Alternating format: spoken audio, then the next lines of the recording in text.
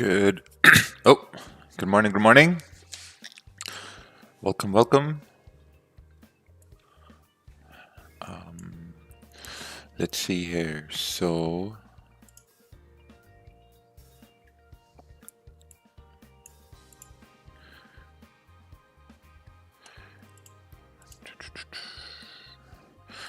all right. So first thing in the morning, what happened was this move coming down on GBP/JPY. First thing in the morning. This happened at 6 a.m. This is the trade. This is the trade I got into this morning when the 15-minute candle closed. We made a low. There was a very simple trade for price to continue moving down. I closed at like 12 pips. I closed somewhere over here, and then eventually it fell further down. So it was a pretty good move. Now I guess what we can do is maybe wait for, I don't know who's drawing these lines. Oh, actually I do know who's drawing these lines. The name is right over here, Mr. D.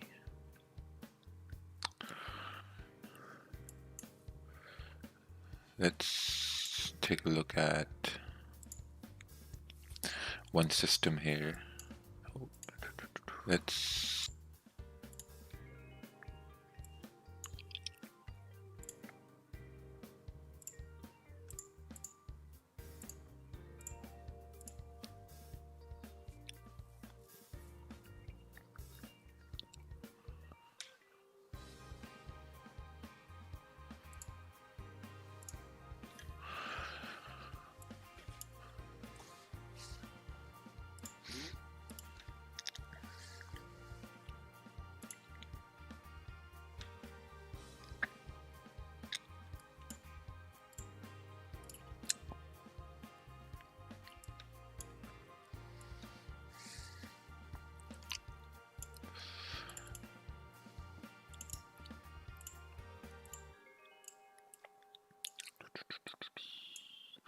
All right. So looking at the daily on GPGPY, this daily candle is now coming down. So looking on the 4 hour, 4 hour had a support at 136,800. We broke below that area. This is a new 4 hour candle that started. It's something like a retest up over there. But if it's continuing bearish, I think it should continue back down towards 135, 900, that area over there, which is like 30 pips away. So let's take a look on the 1 hour time frame here. So this 1 hour candle is about to close in 22 minutes, right?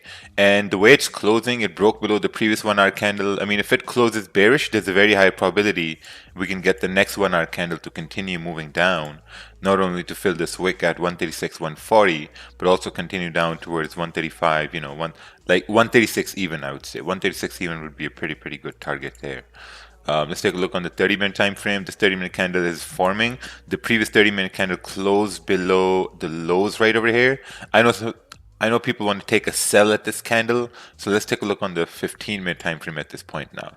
So looking at the 15-minute had a resistance formed up over here. This candle closed below this area. I think for price to really come down, since it's coming up here after this move down, a better opportunity would be to, now this is where things become more situational, right? Even though you can take a sell at this point and have a stop above the previous candle and then anticipate price to continue down towards 136 even, I think it's going to be a better idea to maybe look at the 5-minute.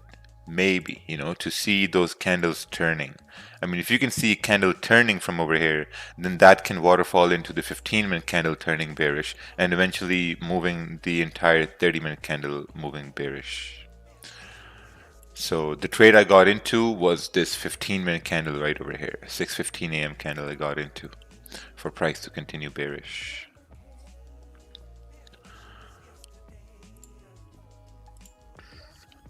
Let's take a look at your JPY over here. Hey, good morning. Take a look here. Give me your thoughts. Give me your thoughts. Give me all the thoughts you have.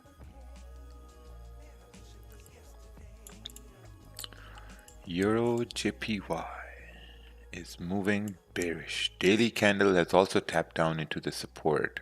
4 hour tapped down into the support. 1 hour tap down into the support. So 1 hour has basically created a low.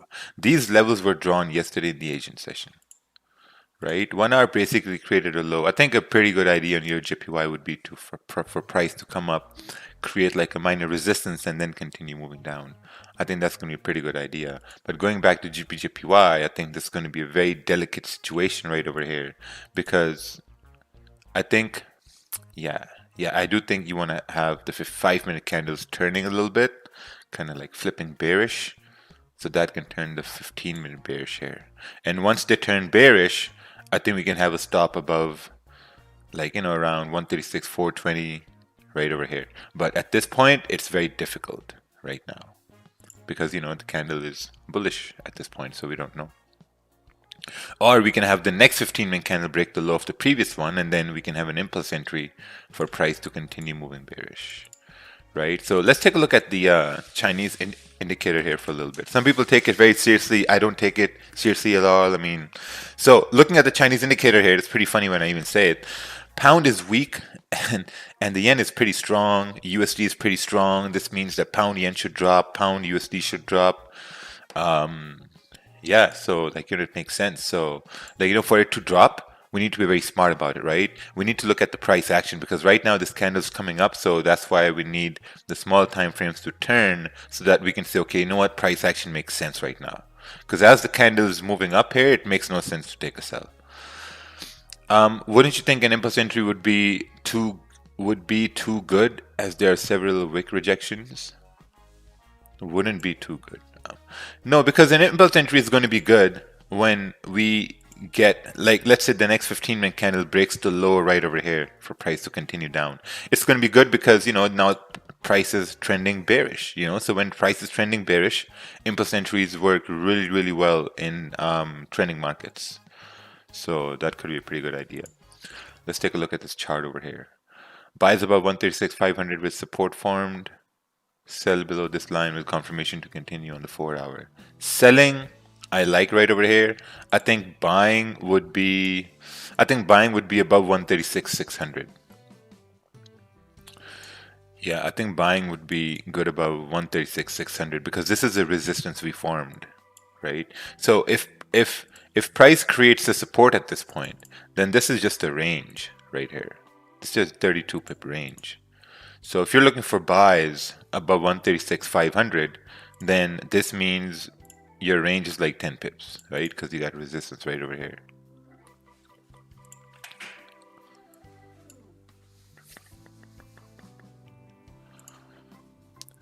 Okay, let's take a look. Oh, nice. Yeah, I'm done for the day too. I took that sell and ran up to like 12 pips. I'm like, okay, you know what? I'm done. Just finish.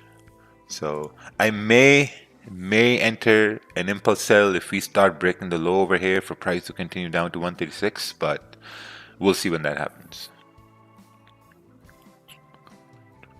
Do you think price will continue down? Yeah, if we break this low, we're going to continue down. And the whole beauty about waiting for price to break this low is because now we have this range, like free fall down to 136. So you can catch all these 25 pips over here. So if you struggle to even catch 5 pips, it's better to just wait, because then you can catch these pips. Okay, heads up, UK Health Minister Hancock are speaking right now. I guess it's 11:30. Okay, let's take a look at Forex Factory here. Let's see what we got. We got some USD news, unemployment claims. They're looking at lower claims, so it should be good news. So we'll see what happens. Let's take a look at the news. What happens overnight? So London to enter high corona. Oh, I said the bad word. Shouldn't say that. Enter virus restrictions, curb socializing. London to enter high virus restrictions. Yeah, I guess those these lockdowns are coming back now. These lockdowns are coming back. It's crazy. But you know what? We've been here with all of you since the first lockdown. Since lockdown started, we've been here every day, supporting everybody, having fun. Because, we're moving into very stressful times. So I think when you come to these live streams, it's kind of like break from reality and kind of like you can really get lost in this trading thing.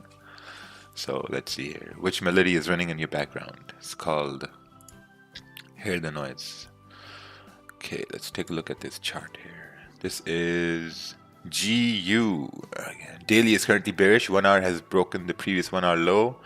I'm looking for safer sells, which would be below this line here. Okay, it looks good. Looks good. I think the same idea applies here if we get the break of this low right over here.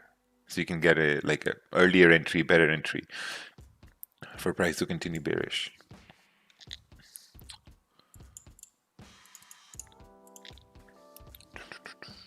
Okay, let's take a look at this gulag. The charts from the gulag. The charts from the gulag. Oh, nicely done. 15-minute candles, sells executed. I had the same exact trade. I didn't close over here, but I closed at like 10. I really need to stop being a pussy and start letting positions go to original TP. Beautiful. Yeah, I closed at like 10, 12 pips too.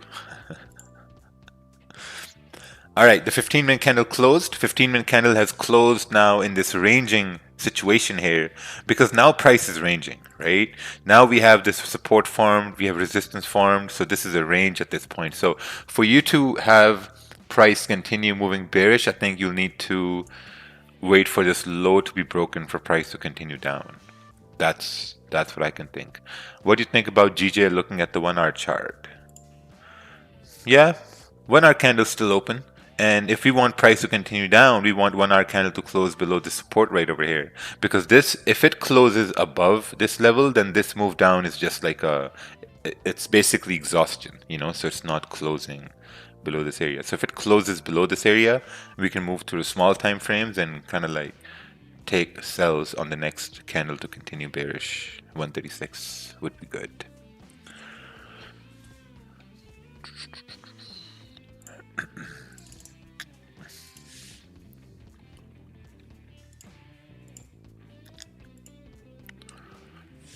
Look at that. Coming down. Even if you take an impulse entry down here at 136.230, your stops would be, oh yeah, it's pretty big stops. 18 pip stops, 19 pip stops. So you're basically looking at a smaller lot size and then anticipating price to continue down to 136. We'll see what happens.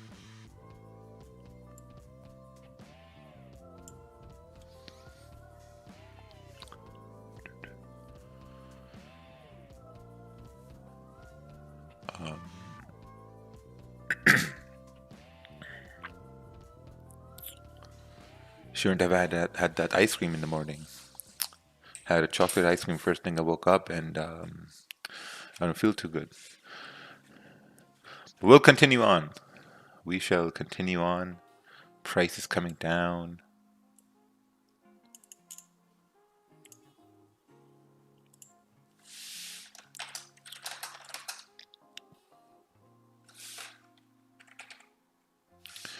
Hold on. What's this? 136.230.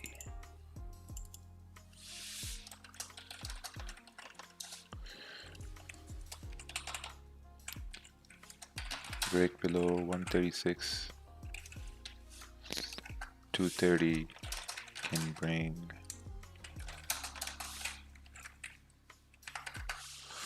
there we go. This is something I'd be looking at.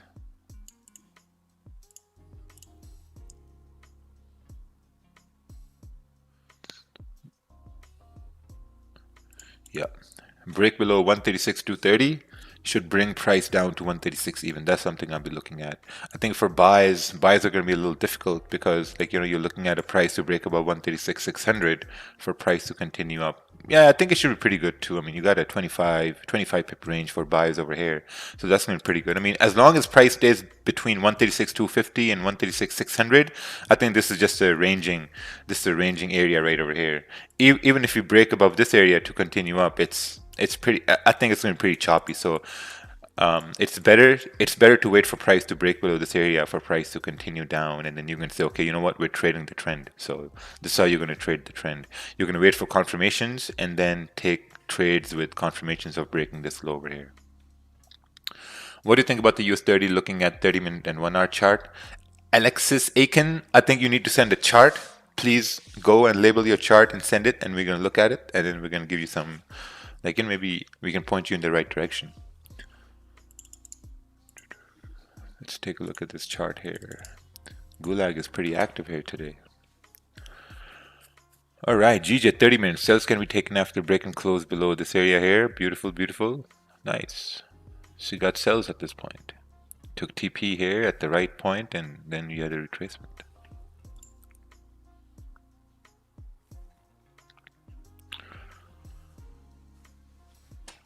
All right, we're slowly coming down. Someone commented in the Gulag saying 22 pips on GJ Dan. I have no idea what that means. Wonder why people send incomplete sentences. Okay, so we're coming down. 15-minute candles coming down at this point. I know, oh, someone entered a sell over here. They have a stop. It's pretty risky because we haven't really broken below this area over here. But we need to break below this area for price to continue bearish.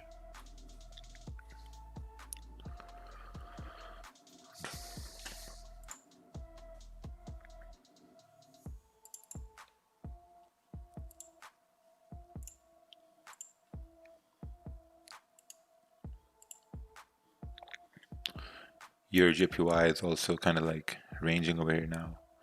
Once this candle closes bearish, we've created a minor resistance, and then your JPY is in a range. This is interesting. Oh, there we go. It's coming down. It's coming downtown. Comes down, breaks the low over here. Once we break the low, previous 15-minute candle low, off to the races. There we go. At this point, we should be off to the races here as we come to close towards the 1-hour candle close. 136 even. I think at this point, since the stop is going to be way too big, whoever's taking entries at this point, I think you're mainly having like a lower lot size at this point.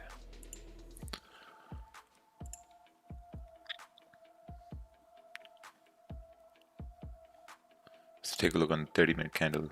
30-minute candle is also coming down. It's going to close in 8 minutes.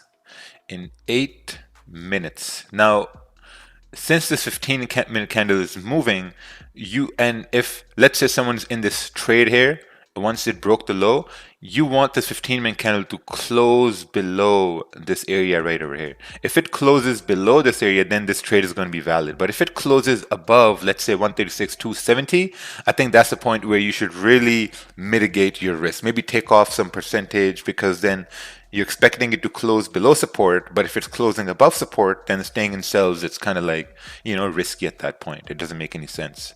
So you'll have to manage your risk once it closes. So we still got around 7 minutes left for it to close. So not too bad.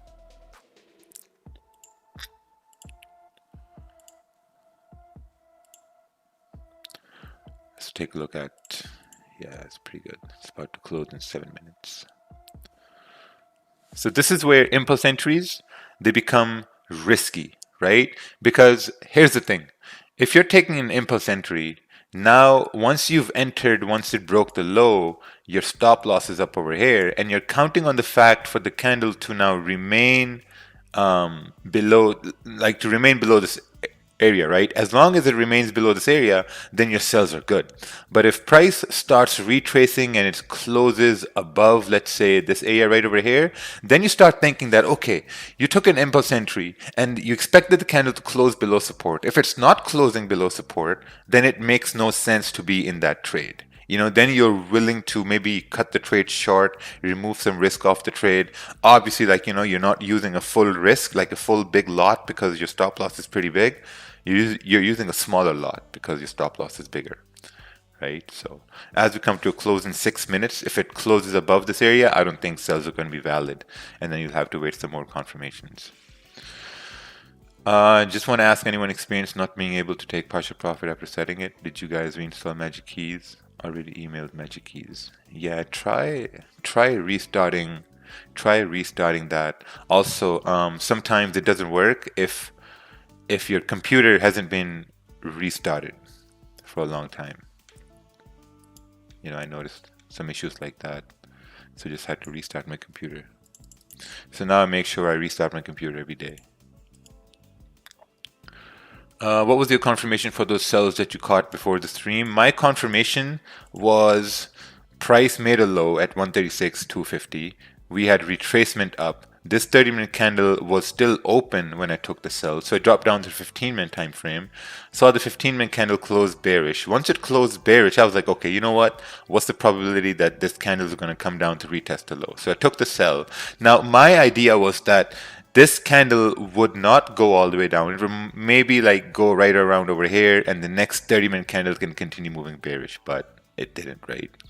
It just fell down, got 10, 12 pips, and then I got out of the trade. Now, if I was in this trade right over here, I would have already closed 50% of my positions because I wouldn't expect this candle to retrace like that. So I would have just closed 50%, and I would have just said, okay, you know what?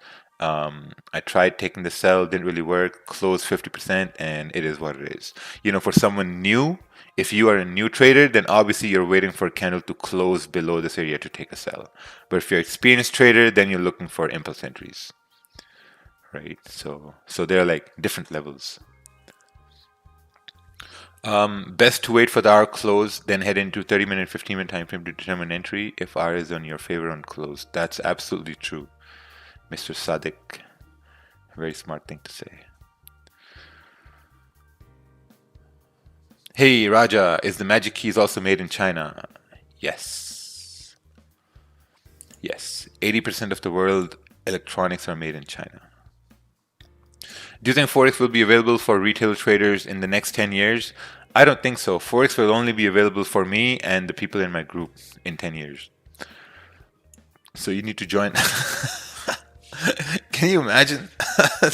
You can only trade Forex if you join a certain group. Man, actually, you know what? That's a pretty good strategy. I should use that in 2021. You want to trade Forex? This is where you trade Forex. And the people who really believe that, we will just not accept them in. I mean, come on. That'd be crazy. All right, this candle is about to close in 3 minutes. Wonderful, wonderful. 3 minutes over here. It's kind of like bouncing around at this point. Am I in this trade? No, I'm not taking this trade. I already took a trade earlier, got my win, and just spectating this trade now.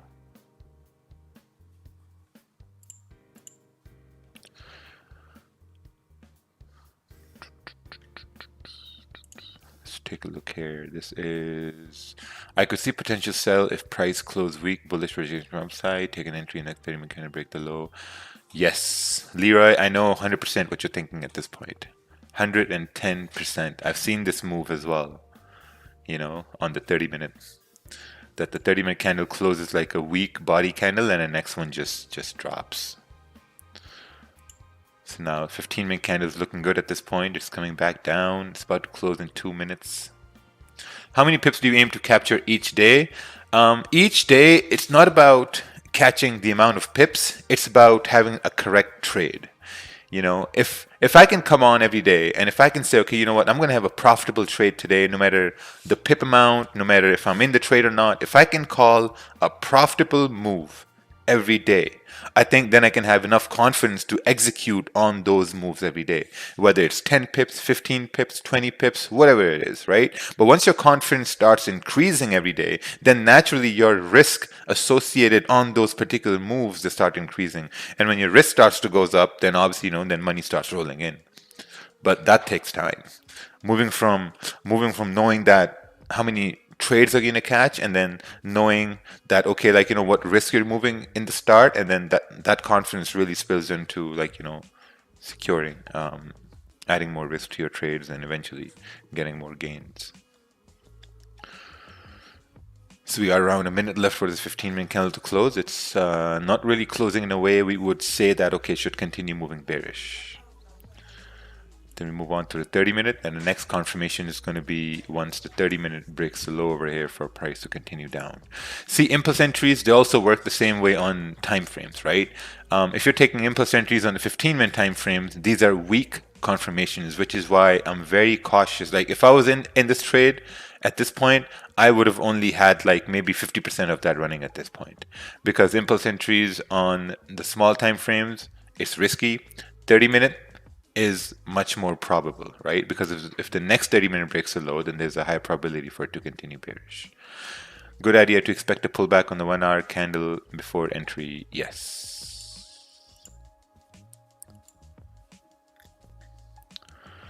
Please tell me more about risk per trade. How do you trade? Yeah, risk per trade is, I think, just use 1% risk per trade in the beginning.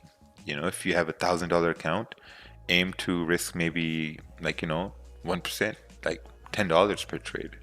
Risk $10 per trade, and like, see how many trades you're winning basically.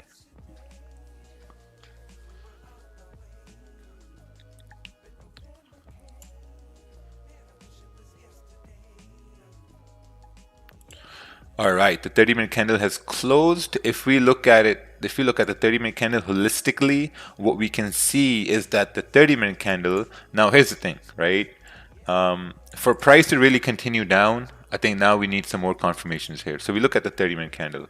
So this was the support formed, and then we had this 30-minute candle break below support, right? We had this 30-minute candle, it closed bullish, but it closed below the support over here, right? And now we want this 30-minute candle to continue bearish. Now, obviously, if someone is looking for trades based on the 30-minute candle, you're not taking a trade at this point because the candle is still bearish. But I think once this candle starts breaking the low of the previous 30-minute, then you have a much higher probability of price to continue down. This was the same idea we saw on the 15-minute, but 15-minute is a lower time frame, so the confirmations are also lower. So you're being very cautious about it, right? 30-minute, a much stronger confirmation time frame. So yeah, on the 30-minute, there's going to be a lot more waiting over here. And obviously, like, once you close 50% on the 15-minute earlier, now you're getting really, really cautious about your risk at this point.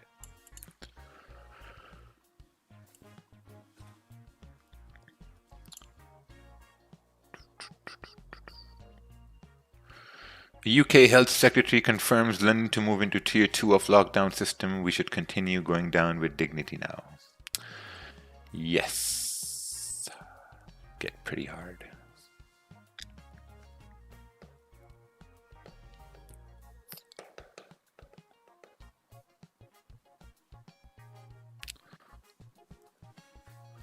Oh, it looks like it's going to range. So see how this 15-minute candle closed above the support? It closed above the support. So at that point, there was basically, no use to being in the sell because it didn't close below support. It closed above support. So I hope whoever was in these sells, you closed out the sells whenever this 15-minute candle closed above support. So right now we're in this range. In here, in this range, it gets really tricky. What if we break the high of the previous 30-minute candle? Is that a buy confirmation? Well, first of all, Mr. Musab, I think you need to use your brain, right? And the reason I say that is because if you take a buy at this point, you know how big this range is, right? So even if you take a buy and considering your spread in the trade, this is like a 17, 15 pip range. So it's not enough range for you to take a trade. And this is where we have resistance formed and support formed. I think a better buy is going to be above 136,600 for price to continue up in this 26 pip range, right? So always aim to take trades in a bigger range. So there's a lot of waiting over here. Lots of waiting.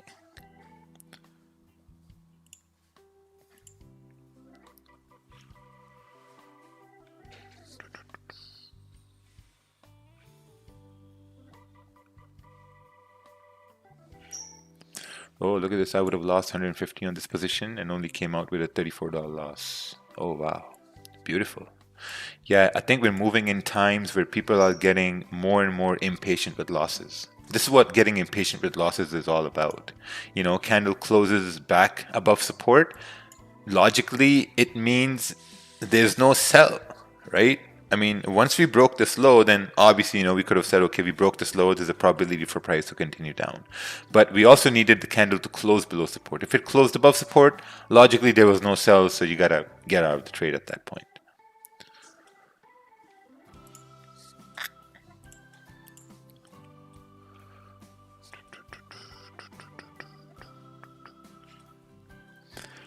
Did you see Daniel Savage's algo? What do you think about that? Didn't have a lot of good feedback. I don't know. Algos are algos, like you just gotta maintain risk with the algos.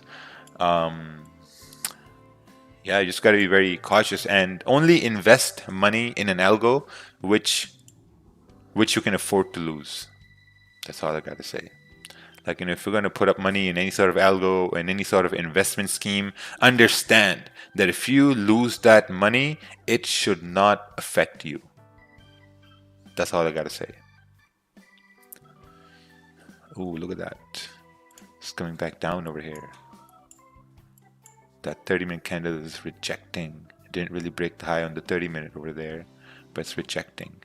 Once we break the low, I think there's a very high probability price to continue moving bearish. Back to 136.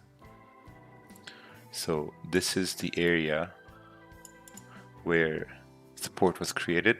It was broken. Candle closed bullish but below support, and now we're coming down. I think once we break the low on the 30-minute, there's a very, very high probability for price to continue bearish. The thing making me curious is everyone knows what happened on first corona wave. And this time they will take action according to that. I think market will do the opposite this time. I think market is going to move a lot. I'm pretty excited. Like also at the same time, it's something not good that's happening. But I mean, I'm pretty excited for these things to play out, the elections to come in, the lockdowns to come back into place. So like watching the market in March, April was amazing because there was so much volatility, man. So much volatility. You look at GPJPY was moving like 30 pips in 30-minute candle, 40 pips, 45 pips. I mean, it was rocking and rolling. Gold was moving a lot, but like the thing is, gold had like huge spread at that time, right? So let's see what happens here.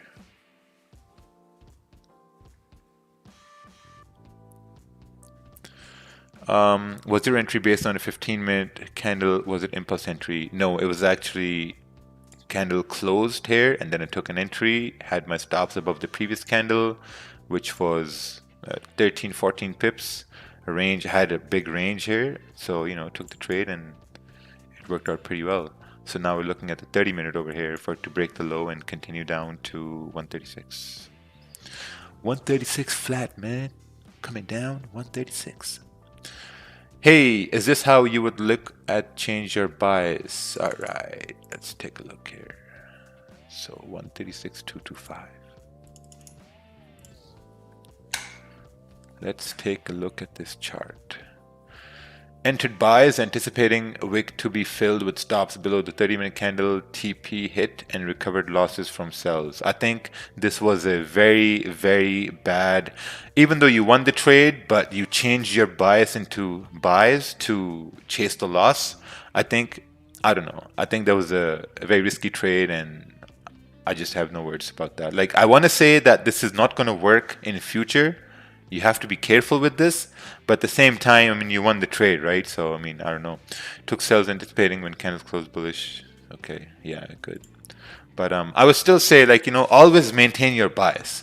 Never change your bias unless it really slaps you in the face, right? Because doing these things is going to bite you later on, like, trust me, because you think like sometimes like you can do some risky maneuvers in the market and it may work. We start thinking that, okay, like, what, these things will always work. But what if you took a loss on the sells, right? You took a loss on the sells and then next time you take a buy and price doesn't get to your take profit and comes down and you lose again, right? So that's actually very bad practice. So I think a good way to look at it would be that, okay, you know what, let's say if someone took a sell on a 15-minute, break the low, price closed above, you close the trade in a minor loss, and now you're going to say, okay, you know what, now I'm going to give my trade a second chance. Now I'm willing to give my trade a second chance to see if it's really going to work. So a second chance is going to be once we start breaking the low over here, and then price can continue down towards 136.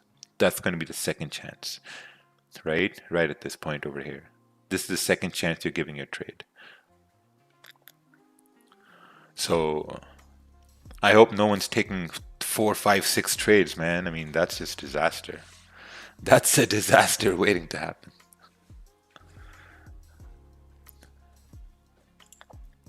Yeah, you see this? We broke the low over here. This is the second chance you're giving to the trade. So first sell you had, you closed in a minor loss because you managed risk.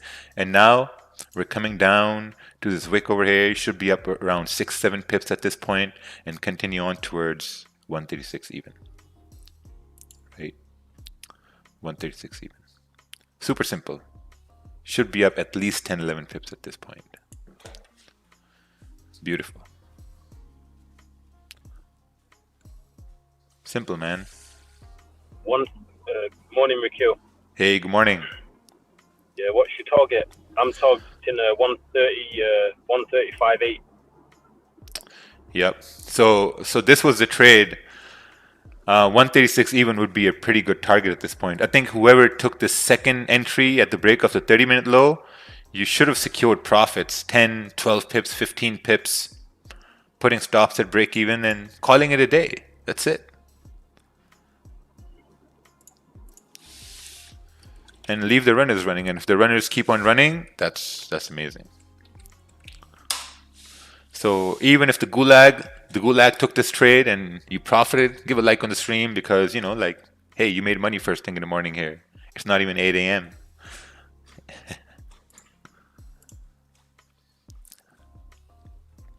I think it can still fall down to 136 even.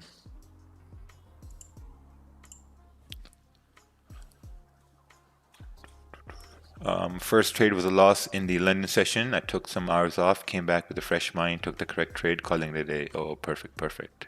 Beautiful. Yeah. The analysis played out perfectly. And look, secured profits at 14, 15 pips, and look at this retracement. And now you can say, okay, you know what? My stops are at break even, and it's just great. I mean, what a beautiful day.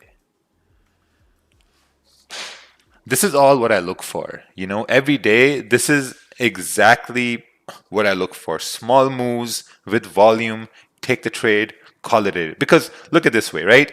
Let's say you're starting with a $2,000 account. You start with $2,000 account, you take this sell moves up like 12, 15 pips. You're risking 1%, so you're making around $25, $25 in like 5 minutes, 6 minutes. Now, when you start to continue to do this every day with discipline, a point is going to come in your life where, let's say your account is at 8,000, and instead of making $22, $25, you're making more. Yeah. So, man, all right, I'm just going to mute everyone because I hate when people interrupt me over here. Breaks my mojo, because now I'm in a mojo right now. Oh, look at that thing go. We can 100% tap 136 over here. 100%. I think now your runners are going to 136. Oh, perfect. We have 136 here. Ladies and gentlemen. First sells didn't work. Give it a second chance. Second chance continued further. Went to 136. And man, there shouldn't have been any confusion about this trade. There shouldn't have been any, zero confusion about this trade. So if you took this trade, you profited this trade, clap for yourself, be happy you took a winning trade. It's beautiful, man. Whenever you have a winning trade, tell yourself, hey, you know what? This is an amazing, amazing, amazing trade. You did something amazing over here. Call the winning move. Trading the trend, super simple, right? Super simple. Look at this. Candle closed below this area and then move came down.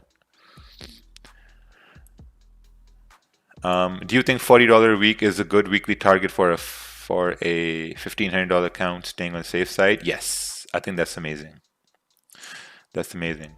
So the gulag, whoever came to the stream today, you got scammed here with stress-free trading. There was no stress. Entries were amazing. There was no drawdown. And completed the scam here today, moved to 136. I like saying the word scam.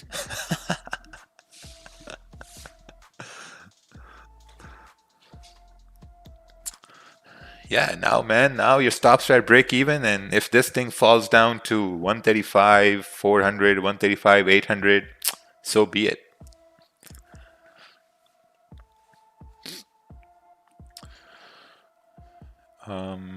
Hey, even though it's a winning trade, where should I put my stop loss? Above current candle, about 20 pips to you. Yeah, so basically, I mean, if you were entering right over here, I think a stop above the 15-minute would have been pretty good. Let's take a look over here. So a stop above, yeah, like around 14, 15 pip stop would have been pretty good. It wouldn't have been above the candle, but it would have been like, somewhere in between the candle here because, the volume was a lot and you were really expecting price to plummet all the way down to 136 even.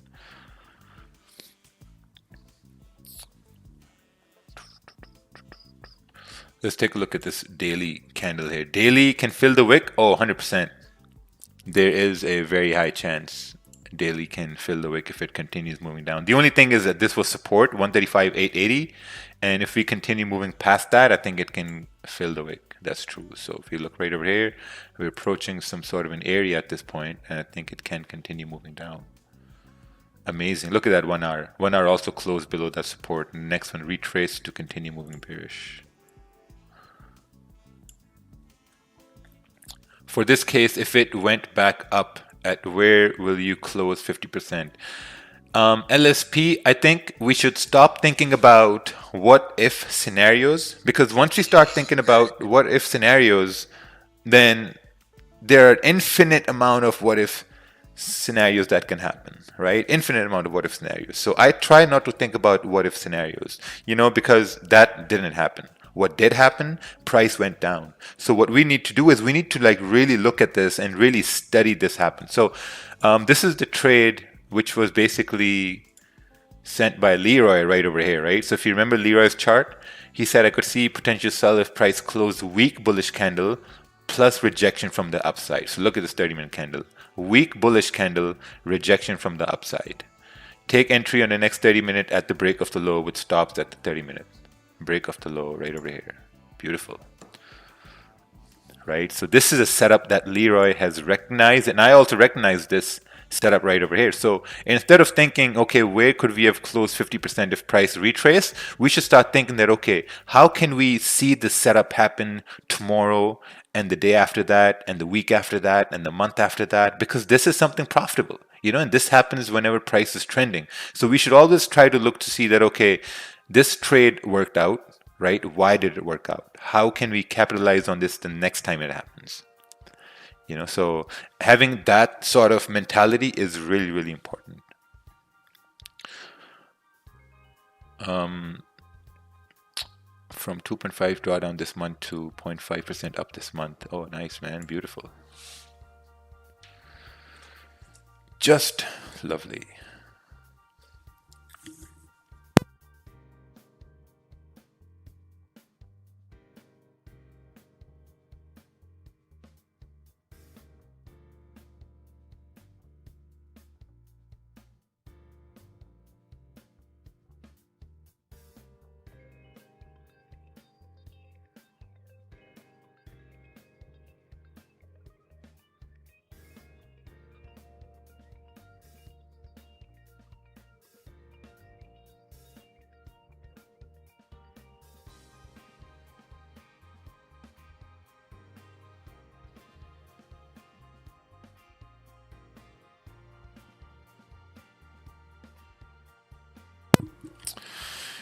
You're muted. Yes, I know I'm muted. Wow, man. If I was in this trade, I closed at 136 having a runner. These are the days where your runners just keep on going. You're like, okay, you know what? This is just going to keep on running. I closed at 136 flat because we haven't had a day like this in so long. I got so happy. I'm like, yes. I think this is the best New York session move of this month. Like yes. This month has been garbage since it started, man. Probably Halloween, yeah. Scary. I agree. Yeah. This month has been It's horrible. creepy, creepy. But yeah, whoever's holding runners, bring it on. No cap. Are you Nice holding to any, see Mac? this daily wick. No, I'm not holding any runners. Okay. Wow, look at that. Thing is just moving over here. Why not, Mark? My bias was a retest to 0.800 and then continued down, but it retested 500 and I was sleeping. So But you know that this hour candle is screaming sells towards support for 135, 800 at least. yeah, and right now it's gunzo. Once we get the retest to 0.500, yeah. Because on the 4 hour, it kind of looked like it was gonna do a break on retest, but it didn't do it. In the 1 hour, it looked the same, and it didn't do it.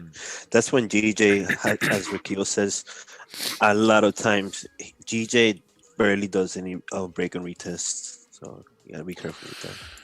Yeah. I mean, it was just bless. Break below 136, 230. Look at that. Boom! Yeah, Boom! you kind of deserve it. After how many days already? We're on the 15th. 2 weeks. Yeah, 15th. Man, if I had a runner from the 15th, from up over here, wow. Would have made easy 3,200. But I'm happy with what I have. That's good. Why didn't you open a trade on this? Because I already took a trade. I already took one trade and I just didn't. I was happy with my gains. I made $800 this morning in 5 minutes. What more do I need? That's more than enough.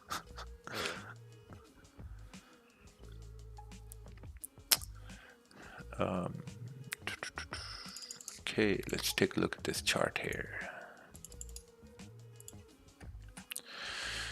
This is GJ, 5 minute. Entered on break of bullish candle and price went down, closed 75%, leaving a runner. Oh, beautiful. Beautiful, beautiful. I close everything at 10 pips. Whenever I leave a runner, it gets stopped out at break even. See, this is the thing. Whenever you're going to leave your runners will get stopped out 80% of the time. And it's that one time. If that thing keeps on running, it's going to keep on running. I have people here in the group that they say, hey, like, you know what, man, like sometimes when our runners give us more profit than the original positions that we closed at 10 pips. Because it's that like, I think it's that 5% chance or 10% chance that the runner keeps on running. Man, I don't know about you guys, but after eating that ice cream in the morning, I feel like fat is developing on my body right now. I can just feel it coming on. That's just bloating. Yeah. Ice cream for breakfast, bro? Come on. Yeah, I had a little ice cream cone. Yeah, man, he's not bad. Mac was about to say something. And then he's like, my bad. No, it's that you used to eat a lot of ice cream for breakfast. I remember. Bro, I think the thought came to your mind and then you analyzed it. You're The like, filtering is working. yeah, the filter's working. Nah, but for real. Yeah. Like, I've never seen anyone eating ice cream for breakfast, but, you know, the other day I saw somebody eating a prawn for breakfast, a shrimp. Yeah. Like a raw shrimp. Okay. Oh, what's this? I've been here for 3 weeks and was trading demo for 8 months. Went live for the first time after a friend recommended me. Oh, nice. Beautiful. All right, let's take a look at this chart over here. This is GJ 15-minute sells. Waited for candle to close to print close. This closed bearish and below the zone, so entered at 9:15 a.m. Oh, was this London session? Yeah, this was London session. Nice. 9:15 a.m. around like 3 a.m. my time. Beautiful. Hey Raja, you're English, but why are you Brown. What's your parents' nationality? I'm from Pakistan. Assam Pakistani munde. Pakistani munde. All right, guys, got a winner for the day. That's my monthly bills in a year from now. Waiting patiently. See y'all tomorrow. See you. Take care.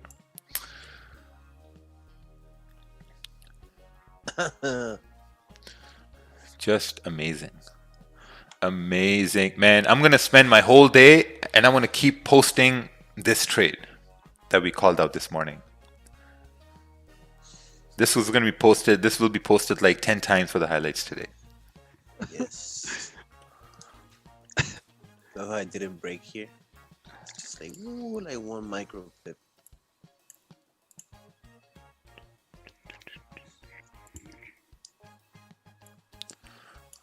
Oh, wow. That's a big link over there, Lucas. What's going on here? Let's take a look. You know what they say about big links? Halo top vanilla ice cream. Oh, man. You should try the chocolate one. Halo top. Oh, I think I want to get breakfast like this now. Wow, look, they're actually eating breakfast. Ice cream for breakfast. This is breakfast ice cream, man. Filled with protein. No way. Crazy.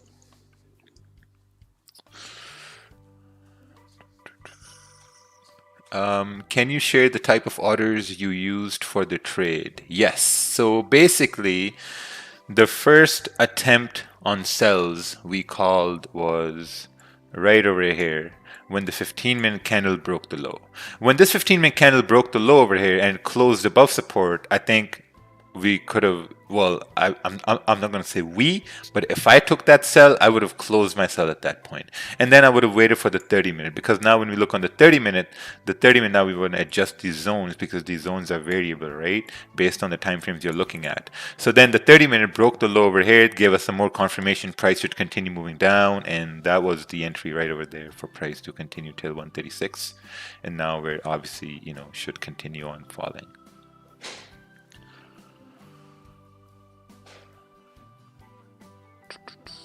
I usually put 10 pip stop loss on my trade. That's a bad idea. And most of the time I'm getting stopped out before a trade goes my way. That's supposed to happen. I'm now cutting my losses to half and doubling. Is that a good approach? And doubling stop loss. It's not about having a 10 pip stop or having a 15 pip stop. It's about having a logical stop. Like where would it make sense for you to have a stop loss, right? Like, let's say if you entered at the low, break of the low over here, and you're like, okay, you know what, I'm going to have a 10 pip stop, and you have a 10 pip stop right over here. What good is that going to do? What if price retraces and hits your stop loss? I think a better stop would be above these candles right over here. So you can say, okay, like, you know what, my stop is at a logical level, because even though this is a bigger stop loss, but if price comes up and you see small time frames closing bullish, then you can maybe core close percentage of your positions instead of just letting price hit your 20 pip stop loss. So let's take a look at this chart over here. First candle testing support over here, okay, and then third candle testing support, start for new, was going to retest the low expected, entry executed over here. Oh yeah, you should have, oh man, if you had a runner running, would have been keep on running over here. But that's how we learn. That's how we learn that, okay, like most times when you keep runners, they will always get stopped out, and then you're going to move into a thinking that, okay, my runners always get stopped out. Maybe I should just close my entire position. And when you close your entire position, that thing keeps on running, and you're like, oh man, I should have had the runner open. So, there's a probability. Gold is still ranging. Your JPY is in this range here as well.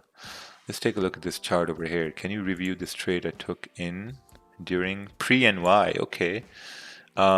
Waited for retest, entered after support formed, used the 5-minute candle to enter. This is a 30-minute time frame because I didn't have a good high time frame. Too risky even if it was a win. 20 pips. I think it was pretty good. So you enter right over here on the smaller time frames. It provided you some confirmation we should continue up. I think you also saw support on the small time frame and the 15-minute. I think this was, I would want to say it was risky, but you had enough range over here, right? From down support to up over here, I think it was the 30 pip range. So I think it's pretty good. If that range would have been smaller, then I would have said, okay, you know what? It's kind of risky at that point.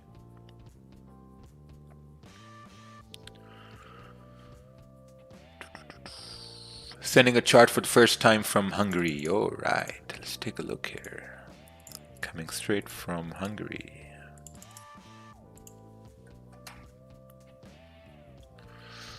Okay, 15-minute candle close bearish at 10 pips secured 80%. Oh, nice, beautiful. Yeah, I had the same. I had the same entry over here. Yeah, very nice. Have you taken any trades? Yes, I took one trade. Let's take a look at this chart over here. This is GJ 1 hour chart, secure 75 of my position. Beautiful. Awesome, man. Like, you know what? It's so amazing to see when people win. It's also so amazing to see when people manage risk. Even though if you're not winning, but if you're managing your risk, if you're focusing on keeping your losses small, that's also a win. For me, that's a win. You know, for me, that's a win because now you're not losing more. The first thing that happens is when we come to trading, we're basically coming to trading because we saw someone on Instagram with luxury cars, or we saw someone on Instagram wearing expensive clothes and going on nice vacations. So we have this idea, okay, we want to start trading to make money. You know, but what happens when you come towards, like, you know, trading here? When you actually start trading, instead of making money, you start losing money, right? Because you have this idea, okay, like, you know what, if that guy has money from trading, I want to do that too. But you don't know what their background was. You don't know what they did to get that money, right? So I think that's where people go wrong when they look at the social trading platform over here, because I think the main thing you should look at is not to make money, is to see that how can you manage your risk. Because when you can first focus on how to manage, if you can learn how to manage risk, money is going to come in easy later on. Like, that takes a long time to come in. Profitability takes the longest. But managing risk, man, you can do that from now on. So when we move into 2021, I'm going to put my entire focus on, like, really spreading this information on managing risk, because I think the entire Forex community, the trading community, is all lost on making money. You know, I mean, that's not how things work. You need to learn how to manage risk. That's how you keep your losses small, man. Like, people used to tell me, hey, Raja, listen, just keep your losses small and keep your winners big. And I'm like, okay, how? How do you do that? How do you keep losses small? You know, and guys will always say, oh, look at this trade I took. It was so simple. Just did this, did that, you know, but anyway, we're going to try to change things 1 year at a time. So 2021 is going to be focused on managing risk for everybody. What I like about your view of the market is simplicity and consistency, not to forget about money management. Yeah, that's absolutely true. I mean, you need to be, like, treat markets really simply, right? Like, let's say if someone is coming through the charts at this point, there's no trade. There's absolutely no trade at this point, because you see this big candle here, you see this big candle. These were the trades. So if you are coming to this chart at this point, you've missed a trade. I think another opportunity would be for price to wait for price to come up, create like a minor resistance, and then continue moving down. Would you show us another entry to this sell?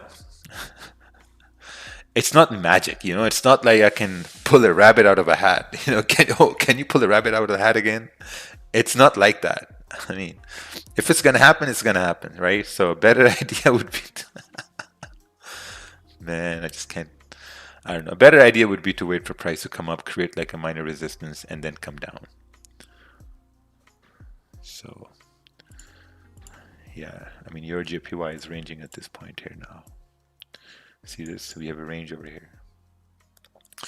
When you manage your risk well and then the trade goes your way, how do you accept that you were right but got out? You just got to accept it, because trading is like throwing darts, right? It's like throwing darts.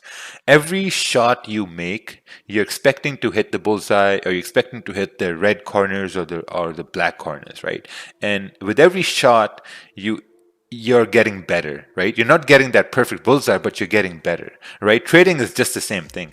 Whenever you're managing risk, you're getting unsure sometimes about things, and then you close out your entire position and trade goes your way. Then you're looking at that and say that, okay, you know what? I managed risk. I closed percentage of the position, but something in me, it closed everything.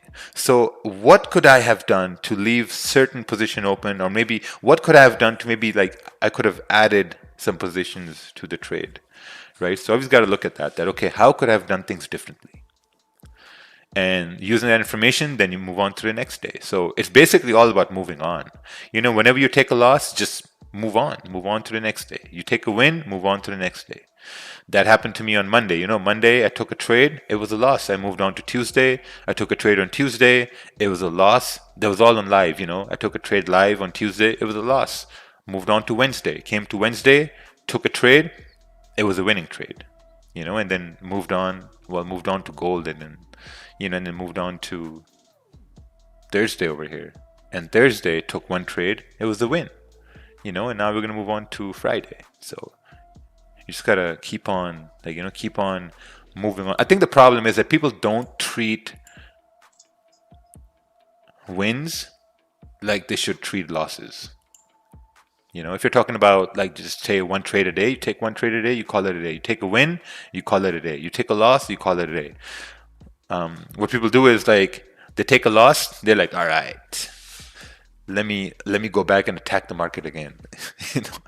And the market gives you an uppercut, and then you're done. So you got to call it a day.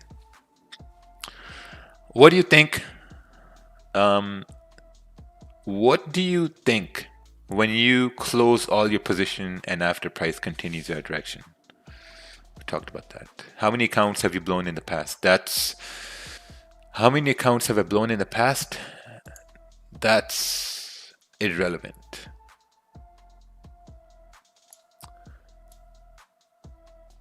Yeah, that doesn't matter. I think like 3 accounts. 2.5. I'd say 2.5. I was about to blow the 3rd account, but then I added more money and then started consistently. All right, let's take a look at this chart over here.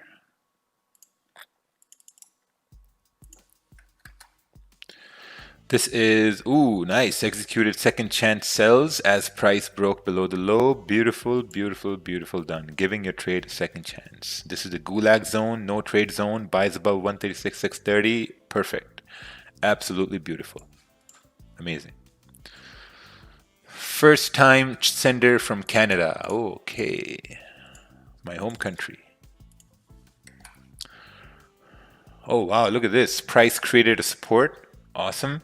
Price broken close below support. Look at this, man. This is an example of a perfectly labeled chart. This is so beautiful. So amazing to read. Support created in a zone, waiting for the next candle to make a high and break the low of the previous 30-minute to get in. Took an entry once flipped bearish, anticipated to continue bearish. Took 80% here, stops at break even. Final target at 15-minute support, 33 pips. Amazing. Beautiful. Man, if I were you, I would print this and I would paste it on my wall. And then I would just focus on looking for that situation to happen to take a trade. Can you explain your gold sell yesterday? Absolutely, yes. Let's explain that gold sell yesterday. So basically, what was happening was this was a rejection on gold, right? So if we look on the weekly time frame, this is what I was looking at gold, right? Looking at weekly, what we see is that there was a support form on the weekly, and maybe this weekly candle was doing some sort of a rejection up over here for price to continue moving down, right? So this is where I was creating my bias at this point. So if it was doing a rejection to continue down, let's take a look on the daily time frame right over here. And now when we're looking at the daily, this daily candle was still moving, but it was closing bullish. So then I moved on to the 4-hour time frame. Looking at the 4-hour, I saw that price was continuing bearish at this point. And if this was a rejection of this area right over here to continue down, I think I had an opportunity for price to continue down to bottom of this range at 1889. So I went down to the 1 hour time frame. I saw price like, close bearish, had the 1 hour candle closing bearish at this point. And then look at the 30-minute candle. 30-minute candle was also closing bearish at this point. And then I saw an entry based on like, 1906.52. So I saw an entry based on 1906.52, and then it just continued falling, and then I closed at around 1900. Yeah, close it around 1900. So this sell was kind of like the same sell as we had on GJ right over here. Once we broke the low on GJ, price fell down. Same thing was right over here. Once we broke this low, price fell down. But the most beautiful thing about this was that this 30-minute candle closed with no wick at the bottom. This means there was no selling range. So when the candle broke below this low, it was just perfect for price to continue down. The stop was a little bigger. That's why I used a smaller lot size, and I'm glad it continued down. So I basically secured profits. It was pretty good. I was pretty happy with that. Looks like GPJPY is now starting to turn down here again. Just by looking at the 15-minute, this candle is about to close. Man, if it continues on beyond, 135, 880, it's gonzo. I'm new to trading. Where do I learn how to trade? You keep talking of support and bullish.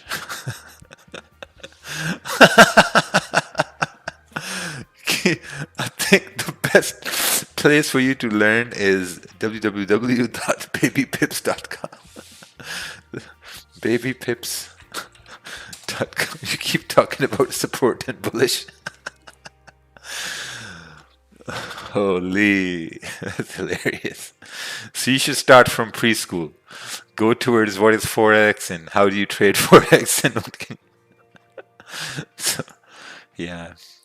I think that's going to be the question of the day over here. Oh man. Okay.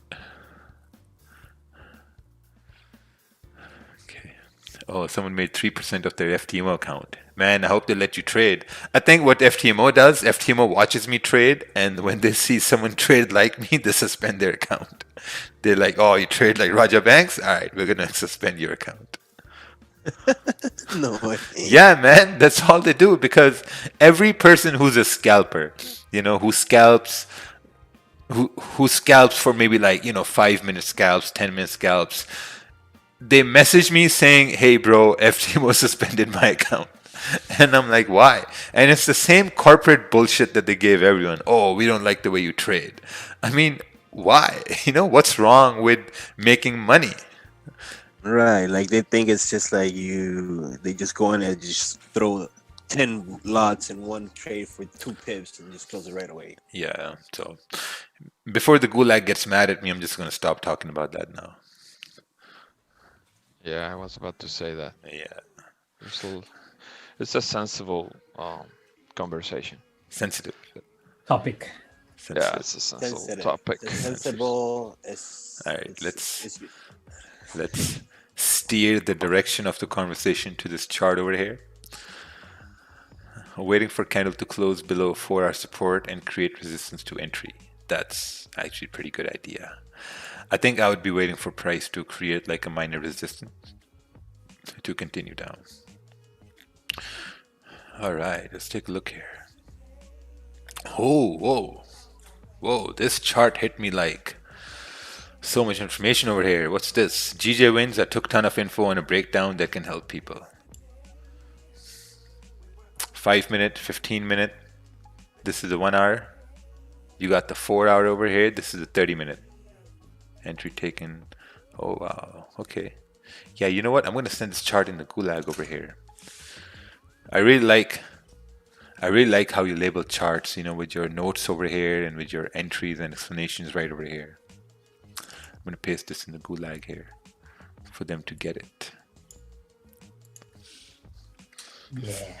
Yeah.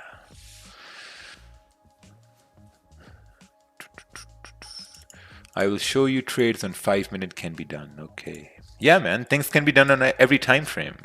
Things can be done on 5-minute, 1 minute, tick charts.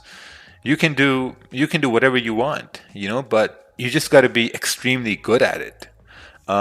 People message me say, "Oh, you say this about this." I don't say anything about anyone right now. You know, like Fibonacci's work, harmonics work. You just gotta just focus on those things. That's it. You know, the thing is like people start. You know, they start with one strategy. They will go on that strategy for about like 2-3 weeks, and then they will jump onto another strategy, and then they will jump onto another strategy, and then those things are not going to work. I've been just stuck to just one thing for the last 3 years, and now it's paying off finally. It just took time. And the only thing that's not going to work is overtrading, right? What's the difference between yeah, I'm not going to talk about that. We already talked about that in a lot of live streams. Are the majority of your losses impulse entries or candle close entries? I think most of the trades I close in minor losses are impulse entries. Yeah, those are impulse entries. Look, I posted up a chart about gold with numbers. So Okay, let's take a look here. Oh yeah, Mac. Below this area. How big is this range over here? Not that big. yeah, so what I'm waiting is just a small pullback before unemployment claims, and then for it to go up again. From yesterday, it didn't break 1912, so maybe today we can expect that break to continue up. But Hey, waiting for news. yeah, just wait for news. Hey, quick question. So I would say I'm semi-profitable, but I'm skeptical about putting more money in my account so far. I'm trading 2,000, want to increase it to 6, not because I don't have it, but simply because I don't want to lose it, I guess. Any suggestions? I think my biggest suggestion is that going to be to continue on with your 2,000, continue on till the end of the year, right? And then by the end of the year, you're going to know how profitable you are on that 2,000. If you're profitable by the end of this year, let's say you can say, okay, like, you know what, I'm not losing a lot of money, but I'm not making a lot as well. So that way you're going to be in a break-even zone, right? Once you're in a break-even zone, starting next year, January, February, then you're going to start to understand that, okay, you're in a break-even zone. How long do you stay in that break-even zone during January as well? Because this is going to be the time where your discipline is going to be created based around, not over trading and not over risking. Because the point is, when people start trading, right, there's a point comes where you start to get disciplined, right? That discipline generally lasts for about a week. And during that week, you're not making profits, you're not making big losses, you're basically stuck at break even. That's a very, very crucial point, because when you're stuck at break even for about a week or 2 weeks, two things happen, right? One of two things happen. Person A, what they're going to do is they will get frustrated and they will start over trading because they just want profits. You start over trading. Once you start over trading, you start losing that discipline momentum. You start going in drawdown and losses, and things just start getting bad and bad and bad. Then person two, what he does is they're like, okay, you know what? I'm going to stay in this break-even zone. And the longer you stay in that break-even zone, better you start understanding yourself. You start enjoying the process. So once you start enjoying the process, then you're like, okay, slowly, then you start getting out of that break-even zone, with tiny profits, and you start getting comfortable, you start getting confident, you really start enjoying trading. Like at this point right over here, I'm not looking at any trades at all. Took one trade, called this trade down, and that's it. I don't need anything more. There are people in the gulag who were in buys on GJ like fiends. I mean, why just stop being a trading fiend? And that's what most people are. You guys are just trading fiends. You take a sell, you win this trade, and then you take a buy, and you're winning a buy, and now you're going in bad habits. So you really got to stop those bad habits. Because fiends get nowhere. It's just natural. Fiends get nowhere. So stop being a trading fiend and be a very disciplined trader Disciplined trader is not overtrading. It's funny because we have grown-ups here as well, and I was in that stage once as well. And we're like, okay, you know what? I'm a grown-up. I've seen life. I'm not going to overtrade. I'm going to stay disciplined. But no. I heard from a lot of traders that the month December is a real hard month to trade. What do you think about the month December? I think the month December is just like any other month up till the 20th of December. That's when volume starts to go down. I think it's just another month basically, because in December you have a lot of volume sometimes too, because you have holidays, you have Christmas, you have people spending money, you have people like buying stuff. So when people spend money in the market to buy stuff, that generates tax revenue, that generates a lot of like employment also goes up a little bit, because now warehouses are employing people, temporary staff is being employed, so that's good for the economy. So as we see gold over here, by the way, it's breaking below the lows here to continue down towards 1890. I would say. I would guess it should continue down to 1890. Yeah, I'm just waiting for news. It might be a pullback to continue up. No.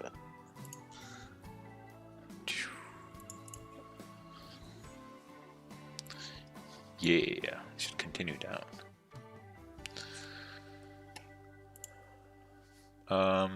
Will you continue this live session till next year? Yes. I heard from... If an account took 2 months to blow and now it's taking 3 months, should I call it improvement? I think you should really stop trading at that point. Because if you can't be disciplined to not... the only way you'll blow an account is because you're over trading. That's it. How much profit this year? I'm not going to talk about my profit, but I will tell you is that my tax bill is going to be around $130,000, and tax rate here in Canada is 13%. So just do the math over there. Are you reading this chart on 1 hour time frame or minutes? What's your time? I don't understand that question. Are you reading this chart on 1 minute time frame? Hey, why are you so rude and discouraging? I'm not rude, man. He's just playing around and people take it serious. No, I'm the most happy person you'll meet in your life, trust me. I'm the second. Yeah. So, yeah, there's no trade at this point. What do you want to do? There's no trade. If I tell people not overtrade, is that rude? No, man, it's not rude. Market is rude. Market doesn't care if you lose. I care when you lose. When you lose, I will tell you that you're a dumbass, you're overtrading. When you lose, when the market takes your money, market doesn't even talk to you. It just continues going. You overtrade, it even takes more money from you. That's rude and discouraging, trust me.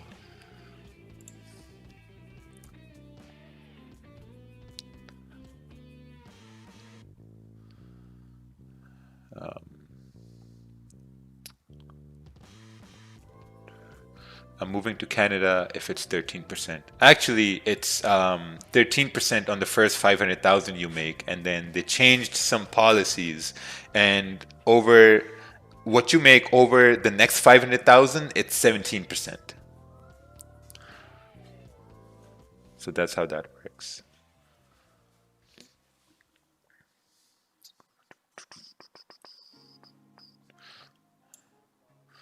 Everything you say is absolutely true. Who doesn't believe you should experience for themselves? Yeah, man. Market, like I've experienced a lot of things in the market. I've experienced big drawdowns. I've experienced the worst thing I've experienced in the market was having a huge drawdown, closed the entire drawdown, and in the next hour that price fell beyond my take profit. I've experienced that maybe 2 or 3 times, and after that I was like, okay, you know what? I'm done holding drawdowns. I'm never going to hold drawdowns. And that was the moment where I said, okay, you know what? That's it. No more drawdown for Raja. If price goes in drawdown, getting impatient with it, getting out of it. And then I'm going to wait.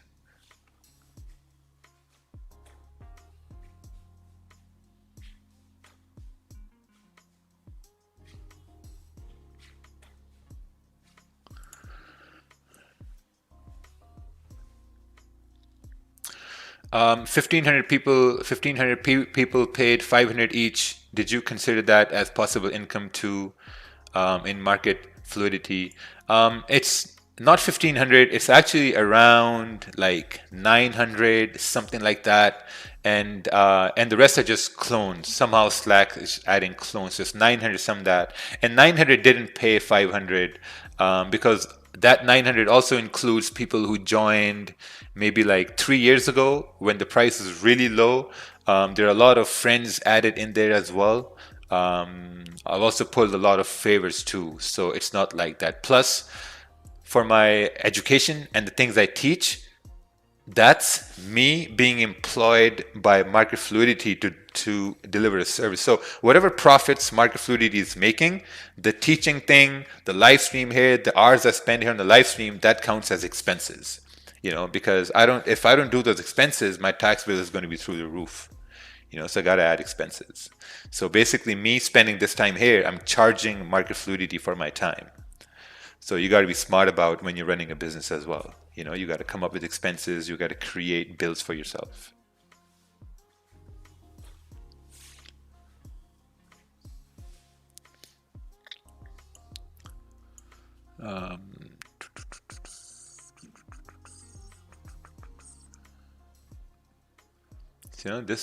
This thing took time. I actually learned about financial literacy this year.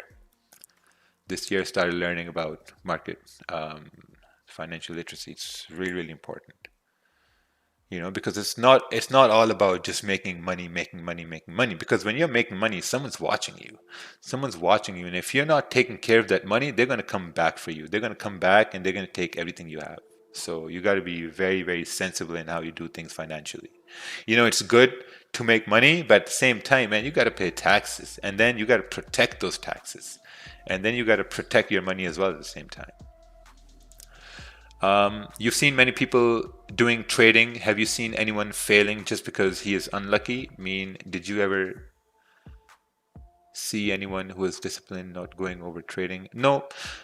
I've seen a lot of people fail, and the only reason I've seen them fail is because of over trading. I say this every day. Over trading, over risking, that's the only way you're going to lose money. Only way you're going to lose money. Where did you learn financial literacy from?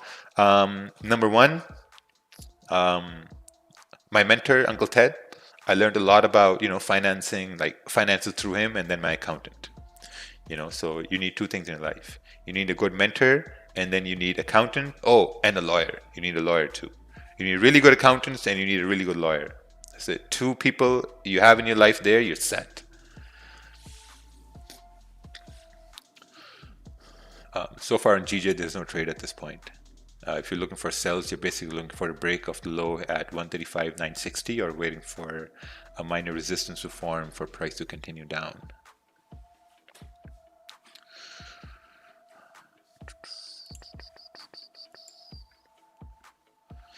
If you grew your account to X million in 4 years, how much was in your account when you first became profitable? I actually never, my account never went above 1 million. Never went, the most it went to about, right now it's close to 300,000, but it's never went above, I'd say like 400,000. It kept withdrawing money. I think I get a little antsy when I have too much money in the brokerage account. I just don't like it. So this is the first time it's grown this much, and I'm just going to withdraw by the end of November. What do you feel about this 30-minute wick? Do you think we will fill before a move up? I don't know. I think we're waiting for a price to create like a resistance for it to continue bearish. So let's see if that happens or not.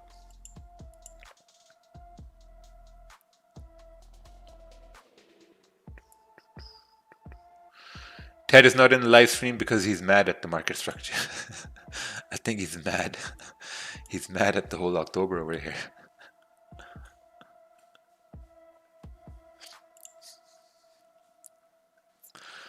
I think people should really stop talking about in the gulag how much money people have and just focus on how you can bring yourself up. I never ever looked at how much money someone has. Never. Maybe because I think I was like matured when I came into trading. I never looked into those things. But I think when you're young, you're really focused on how much someone else is moving or making. So you should really stop doing that and start focusing on how you can get better.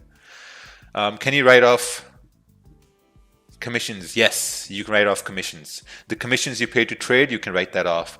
The losses you take, you can write those off too. So if you're taking big losses in trading, you can write all that off, man. If you're running a business and you're also trading at the same time and you're taking losses, you can write that off as expenses against your business.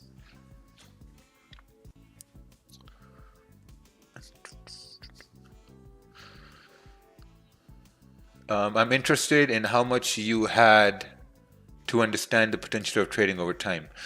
Well, once upon a time, we came to Canada, we bought a tent, used to live in a tent down in the suburbs in Toronto, and then I discovered trading. And trading changed my life. No, man, like when I first started trading, I had a very good job. I had a lot of savings. I started trading just because I was bored. I had a lot of time on my hands. That's why I started trading, because I wanted to know what else was out there, and yeah, that was it. When I look at someone who's super, super successful, I don't look at how much they have, but I'm more interested in how they got there. And that's inspiring to me. I'm like, wow, man, this guy got there because of this. Wow. That's amazing. Wish I can do that. Wish I can get to that level. Like, I was talking to my buddy the other day, and he was talking about how now he runs actually that's a relevant conversation. How do you log the hours you work on this stream against expenses? So basically, I charge market fluidity $150 an hour. It depends on how the day goes. I mean, this day is good. So I'm going to charge market fluidity between $150 to $200 an hour. So if I'm going to spend 3 hours here in the live stream, so that's $600. So I'm going to charge them $600. Then market fluidity is going to say, okay, if market fluidity makes in trading, let's say this month they make 15,000 in profits, right? 15,000 in profits means you're going to have to pay percentage tax on that. And then they'll say, okay, out of this 15,000, we got to subtract commissions. We have to subtract losses. And then we have to subtract $600 a day paying to Raja banks. So that way, once they pay me $600 in expenses, now the profit comes down from 15,000 to maybe, let's say 6,000. So now we pay tax on 6,000. Not on 15,000, but 6,000, and then I pay my own personal tax because market fluidity paid me money, so, I mean, get yourself a good accountant, get yourself a good accountant and have things structured once you get profits rolling in, and all the chart work you do, that also counts as expenses, your mobile phone, your internet, your electricity, percentage of your mortgage goes towards an expense. Every repair I do in the house, that's expense. You see that thing right over there? That sign that says Raja Banks, that cost me $800. What's that? That's also an expense. The computer is an expense. This table is an expense. I go to Best Buy, I buy things from Best Buy, they're all expenses. So you have to be financially literate. That's why, whenever people come on and they say, oh yeah, you know what, I'm 20 something years old and I made this much money, they don't know about it. They don't know about these things. They can't talk about that because you need experience in life to get to that level. You need good mentorship. You need good people on your side to guide you as you make money. Because making money is cool, but keeping money is more important. Grant Cardone, even though he runs a shady realty business, whatever he's doing, but man, he knows his money. So someone is saying Raja is Hoshiar. Yes. Hoshiar means clever. Are we live right now? Yes, you are live. If I become a stripper, can I count that as expense? Yeah. What? Yeah. Yeah, what's this guy name? Bizzle Tree. Yeah, I think you can do something with that. Entertainment expense.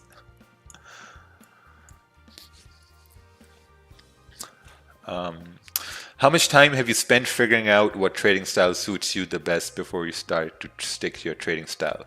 Here's the thing, right?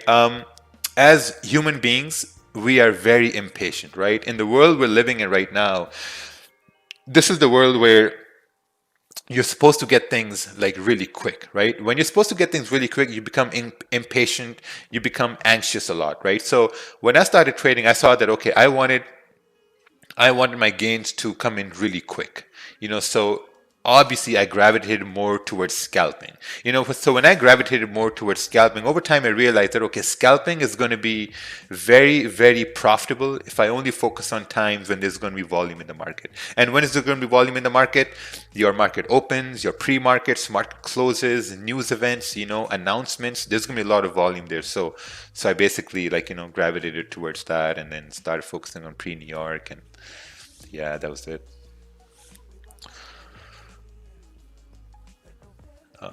Would you look for a close below 960 on down and impulse trade?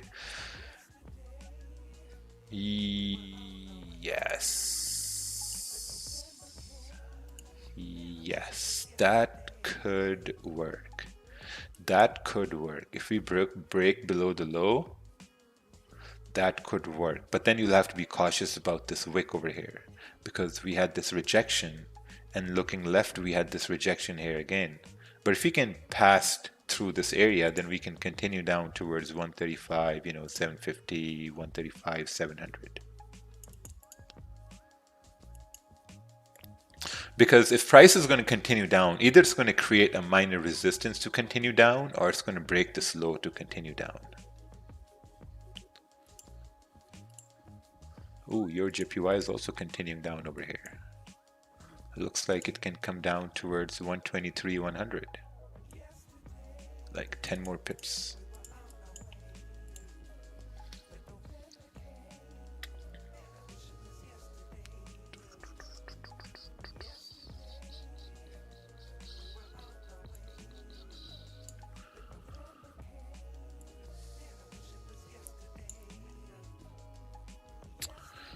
All right.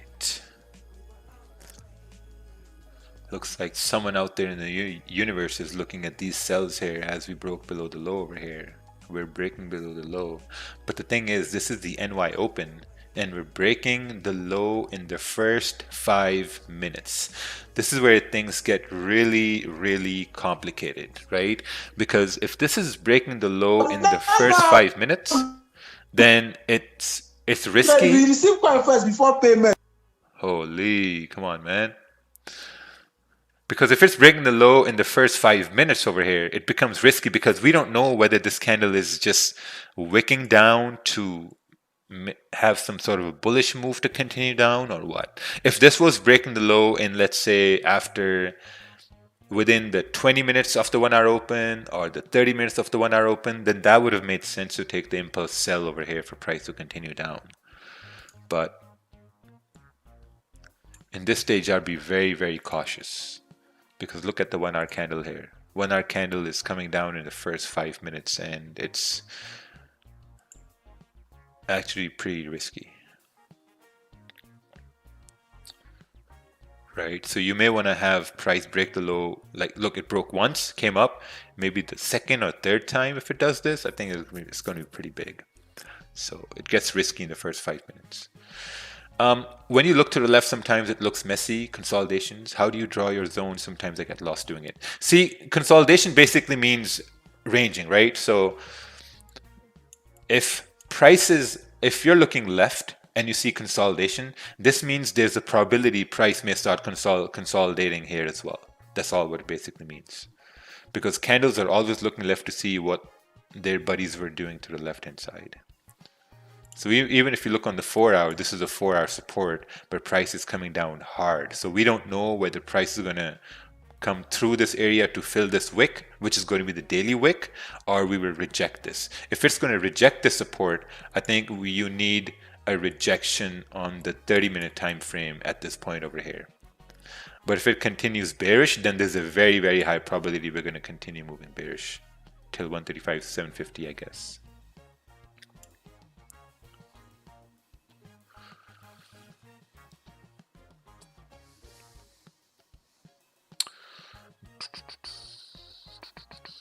Hey, can you explain why you said you need a lawyer? You need a lawyer when you're looking to open trust accounts. You're looking to open like different funds for your savings. So you need lawyers for that. My main goal was to have my 1 full year of expenses put aside so that if anything goes wrong, those expenses are set aside. And that I put in a low fee US index fund, because that does like minor returns over months, over years. So it's placed safely in that. So if let's say tomorrow something happens to me and I lose everything, that 1 year worth of bills are safe somewhere. So I can just pull that out and continue on with my life. So that's where my goal is, to just keep on increasing that fund over there. All right, we're breaking below the low over here. It should continue bearish at this point. Even though this is the first 10 minutes of the 1 hour time frame, I still think this is a very good probability for price to continue down. So if we're moving into a high volume time frame over here, and even if you took a sell at this point, I think now you can drop down to the 15-minute and really manage risk at that point, because now you want the 15-minute to stay below 135, let's say 960, to continue bearish.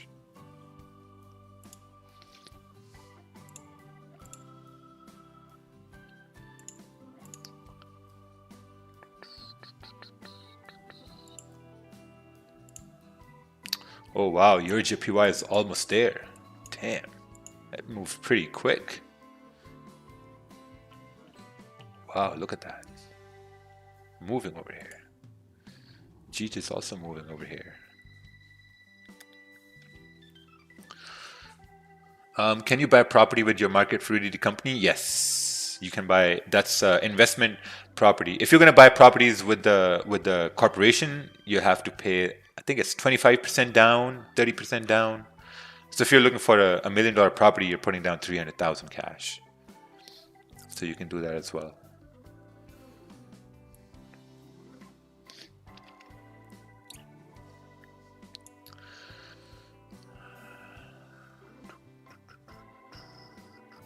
Would you say trading is 40% risk management, 40% psychology, and 20% strategy? I think trading is 60% psychology and 30% risk management and 10% execution. Because execution is the easy part. You execute, that's it. The rest is just managing risk, managing your psychology. Like if you're in this trade over here, let's say if someone entered a sell on GJ right over here, right? And price is coming down. Now you're just in a trade and you're just managing that trade. If you see the candle close above this area, then you're basically saying to yourself, okay, I want to manage my risk because I thought it's going to go down. It's closing above this area. Now I'm not sure whether it's going to go down or not. But if it closes below this area, then you're like, okay, perfect. I'm going to stay in this trade because there's a high probability for price to continue down. And the only reason I say that be careful at this point, because you have a wick over here, because candle came down and rejected it, right? So you're very cautious about this price. So you need candle to break below this area to continue down. But if it rejects it and closes above, 135, 970, then you gotta manage your risk at that point. It's coming, baby. What's coming, baby? Those targets for GJ, man. Come on. Kerwin, Papa. Kerwin is coming, baby. Target for GJ. Why is your voice No. like that? Because I'm half sleepy. Oh, that's why your webcam is off. Yeah, that's what mine is off too. Why you guys having bad hair days or what? Yeah, bad hair day and Want me to send you some hats so you can wear them? yeah, Sasha. Yeah, my eyes hurt too. All right, let's take a look at this chart over here. This is GJ, only taking a sell if we break and close below here. Oh, that price over there. I think that's going to be a little too late at that point. We're breaking below this point to continue down, and if you look to the left, we have clean candles over here for price to fill. But this is the only thing that it needs to break below to continue. The 15-minute candle is also about to close at this point. Your JPY went towards target down here. Gold also went towards 1889.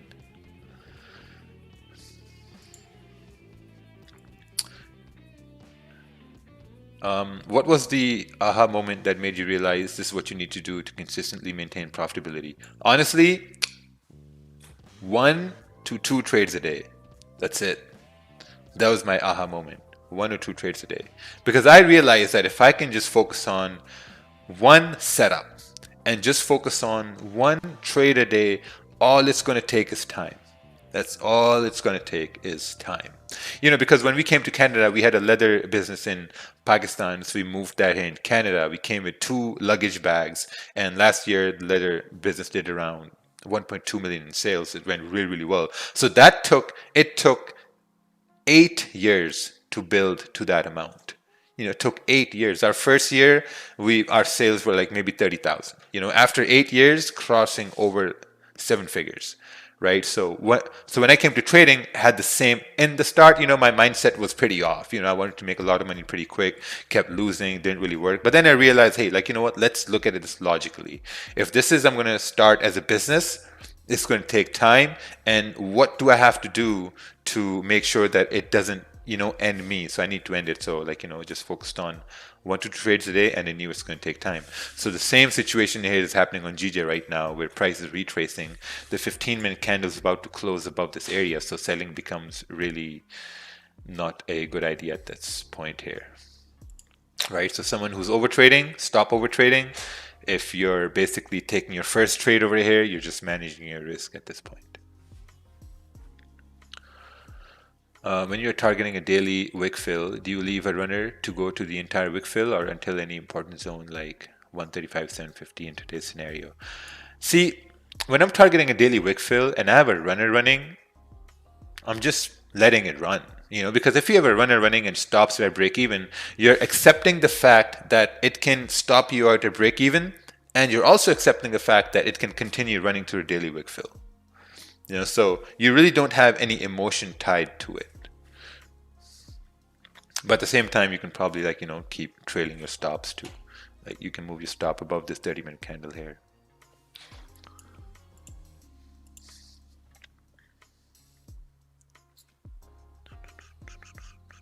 My aha moment was when I started using only 3 time frames and stopped trading gold. That was my one aha moment too. Stopped trading pairs I didn't know much about.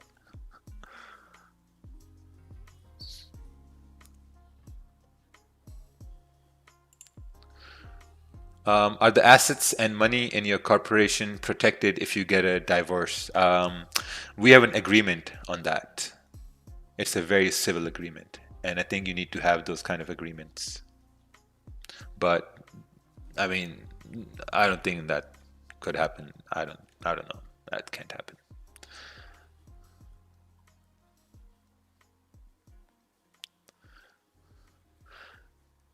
See, marriage is a very sensitive topic. Marriage, I think, is like trading, right? Right? Marriage is like trading. Sometimes when you do impulse marriages, I think impulse marriages, they go towards stop loss pretty faster. So you need to have certain things in place, right? Sometimes when marriages are properly planned, I think they take profit really slowly. It's like a swing trade. You're managing the trade as it's going, you know, so marriage should be like a swing trade. You're really managing every aspect of the move. Sometimes there can be some volatile news and things can just go haywire. So you just gotta stay calm. You gotta stay calm and be like okay with it, right? But sometimes, you know, things can go really smooth and you just gotta ride the wave, you know, so yeah, it's gotta. In marriage, swing trades work perfectly, you know. Imagine a swing trade with gold, with a girl like gold. Yeah, you know, and when you have a swing trade marriage, every kid you have, that's like adding a position. You know, every time you have a child, you're adding a position to that trade. So it keeps on moving profits because the more positions you add, the less likelihood there is for you to hit stop loss. You know? Yeah. Yeah. Yeah. So Kerwin is in deep profits right now when it comes to marriage. With 8 positions? Oh my god, bro. Oh my god. Crazy. And like 7 different pairs. No, I'm just Shut Come up, on, kidding. man. man. Shut You up. have Just I don't know, kidding. man. Yeah, we gotta remove Mac here now. Trust.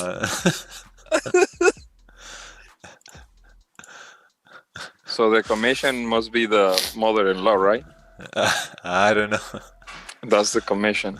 Yeah, like 8 per lot. Would you recommend trading FX based on news? No. Hey Raja, will you ever do mentorship? I don't know. I don't think I should do that.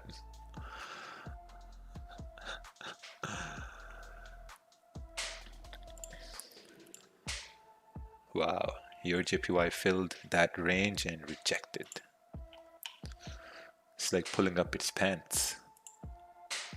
See this 15-minute candle? 15-minute candle closed above this area, so selling becomes really difficult at this point. 30-minute candle is also about to close in 10 minutes before unemployment news over here for the US dollar. So we're going to keep an eye on gold, how it moves when that news comes in. Ooh, gold is moving up at this point. Yes. Yeah, very nice. Like I said.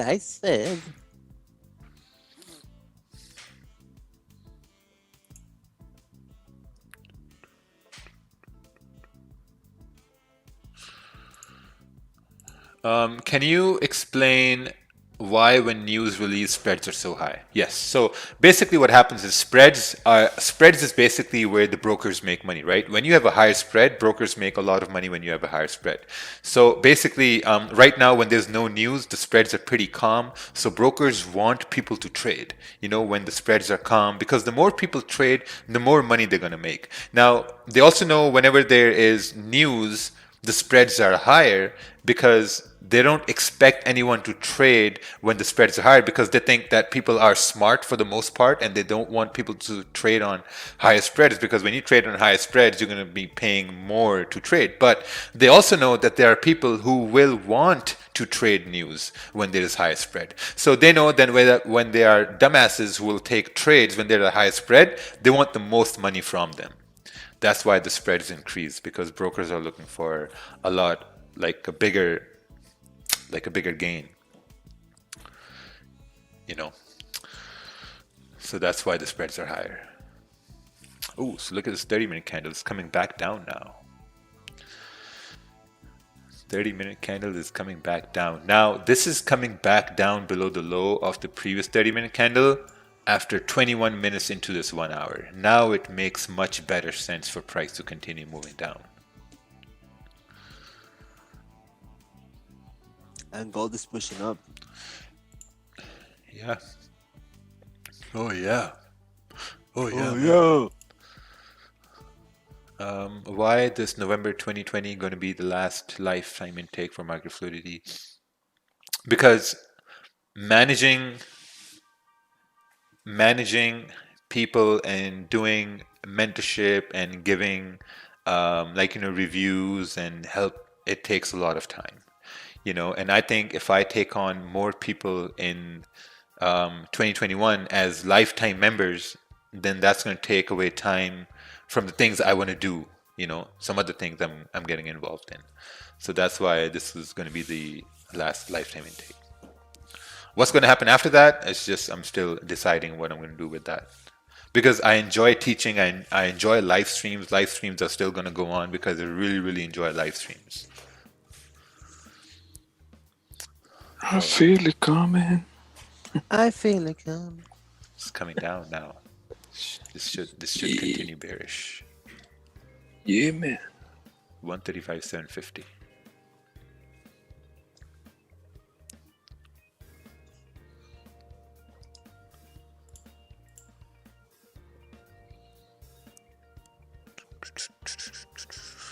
Were you in any trades during S&B crisis? No, I was not. I was in a GU sell in June 2016 when Brexit happened. I remember I was doing door to door and I was knocking on this woman's door at 6 p.m. and she came out the door and I was in a GU sell on a 1 cent lot and I looked at my phone. It was up like $12. I'm like, oh wow, shit, $12? I closed that trade and I started talking to the woman who was on the door while I was doing door to door. And that was like, oh wow, what happened? I didn't even know it was Brexit. I knew Brexit was happening, but I was like, all right, let's just take sells. Let's see what happens. I was up $12. It's a pretty magical moment for me. The woman was probably British. I don't know. Wow, gold is moving right now. It's pushing. It's going to be interesting to see what happens because if the numbers come out, if the numbers are lower numbers, that means it's good for the US dollar because you want unemployment claims to be lower and they're expecting a lower number. Right. So basically, if this candle closes below support, then price is bound to continue down, right? Yeah, so if this 30-minute candle closes below this low, then there's a higher probability for price to continue down. But if it closes above this low, then the probability decreases significantly. So it's all about probabilities, right? Whether you want to stay in a higher probability or do you want to stay in a lower probability. That's the fight we have every day. And you only get to do that once a day every day in trading. Once a day, twice a day, that's it. Nothing more. Any tips for starting to trade US30? I think you're asking the wrong person. I tested US30 over 3 months and I was unsuccessful at it. Mainly because US30 doesn't really move during this time of the market. It moves closer to NYC open and I'm actually busy during that time. So it doesn't suit me to trade that pair. Would you ever manage accounts? No. No. You will open a watch store? No. Can you please explain how unemployment claims will affect pairs? Yeah, because it's a US dollar news event, right? If the unemployment claims are low, this means less people filed for unemployment. When less people file for unemployment, this means more people are employed. When more people are employed, this means the businesses are rocking and rolling because they're producing more sales, right? So that's good for the economy. All right, I'm gonna go get my coffee and some food and we'll be right back.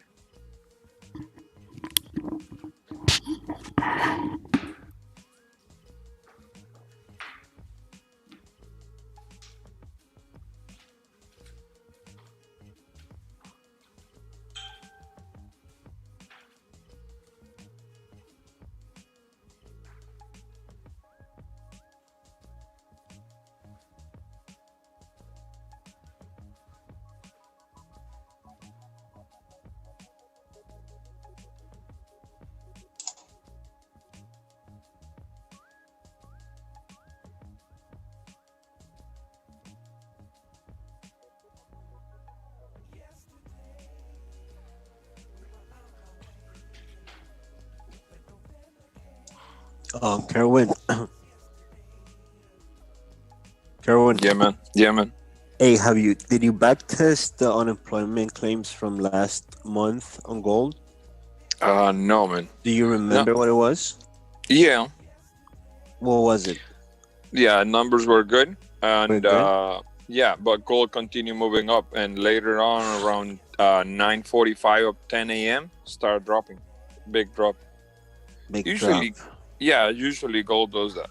Yeah, but I don't With the think news, you know, when the news doesn't do anything, like right. people, It absorbs it later, right? yeah, yeah. But seeing gold right now, like it's on a bullish trend, so that's Yeah.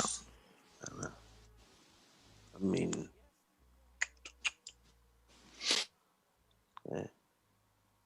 I don't know.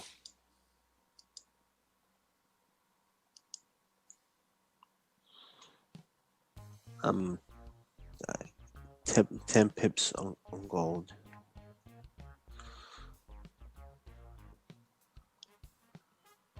Okay. Yeah, I'm gonna be looking for buys on gold above 1900s, 1901, 1902. From there, yeah, I may look for some buys. But other than that, no man, it's gonna be a tricky buy if I take buys on gold. Now, Yeah, now because the news may pull back Pull a back. lot. Yeah, to retest that area of support, and yeah. For me, no man, I'm still holding some sales on GJ from last night, and I'm just for fun. I'm just letting it run toward the 800 area, 700 area, then, and you that's know it. what I'm gonna do? I'm gonna close half. Okay. Yeah, secure some just in case. You know that the spread is wide. It's open really wide Yeah, during news, so just I make have sure. a buy stop above 1902. I mean, 1897. Okay.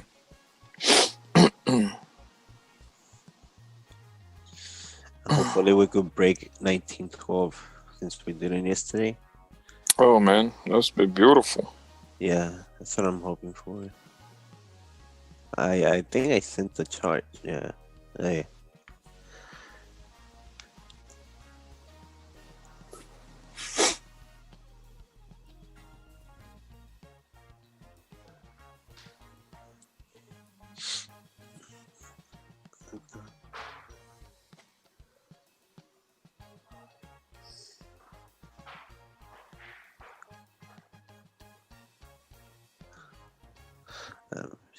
She's pushing nicely.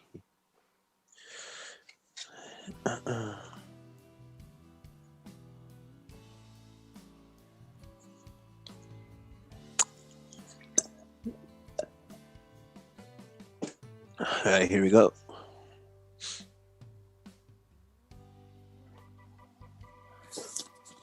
Nothing. Nope, nothing. Nada. It's still moving. Oh, it's moving. Yeah, but be careful because it may do a heavy pullback. Like I said, I'm not looking for buys from there. Yeah, no, my stops are break even right now, so. Yeah.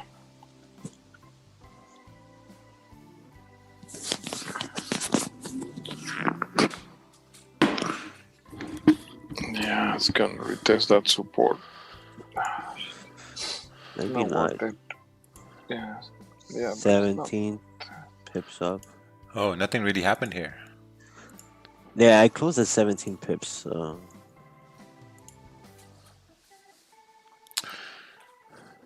G just still creating that structure to continue bearish. Yeah, it's just technically moving up.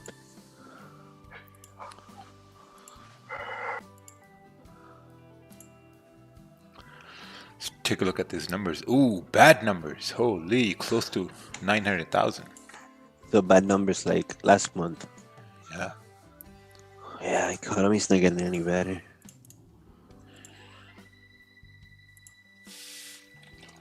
Economy is not going to get any better. Nope. As if Mac writes the monetary statements for the US. Yeah. Economy's not getting any better, son. Good thing Mac's not a public figure, man. Gold, Man. everything would have just tanked a while ago. Gold would have shot up. I'm closing 20 pips on gold. No, actually, I'm gonna just. I'm probably going to mute you right over here. Because Yeah, one yeah, thing go I ahead. don't like is just, I don't know, man. Just trading news is a no-go over here. No. Yeah, trading news is a no-go over here. And that really pushes new traders into believing that trading news is okay. No, man, I didn't trade news. I had buys from like way before. Okay, but just gotta... Yeah, chill. Sorry to ask, but I have to ask. Oh, okay. Sorry to ask, but I have to ask. In worst case, that if you die, oh, okay. If you die, who will take care of the paid lifetime mentoring, or will it just end? It's just gonna end, man. That's it. That's it. Dunzo. Raja Banks hit stop loss. Gone. Raja Banks hit stop loss. Right now, lifetime membership is full margin. I think I should put that in the terms and condition. In case I die, lifetime membership ends at that point. Yeah, I'm knocking on wood, man. Come on. Yeah. Whether Yeah, you whether, should put that in there. whether I die or you die, You know, it ends there. people don't read that. It's like the Apple agreement. It's like Yeah. a computer agreement. They're not gonna read that. They're gonna be like, "Where's Mac at?" It's like, "Mac, I'm not gonna take over. I'm out. Hasta la vista." Oh, Raja died? I want my refund. Exactly. I Yeah. want my refund. Raja passed away. Oh. No. Knock on wood. I don't want to die right now. Not going, not going. Got too many things to do. But you know, like life is unpredictable. You never know.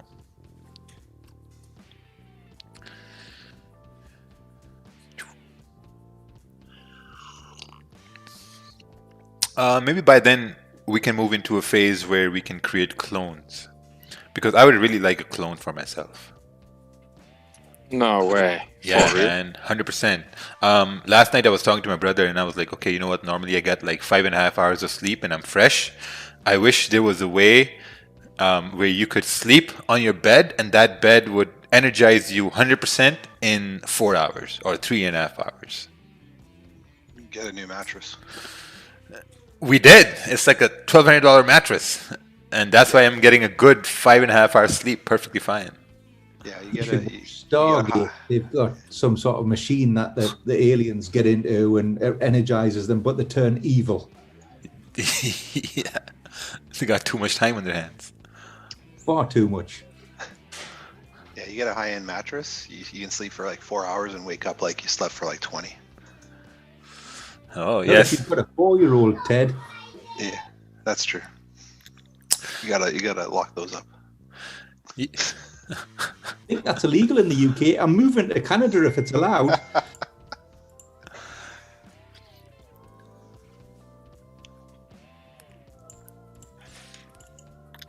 Yeah, it's like the phone charger I bought yesterday. It's a 45-watt charger, so it charges my phone to full in like 40 minutes. So thinking about the same thing while sleeping. All right, looks like we're going to come down to fill the daily wick here on GJ.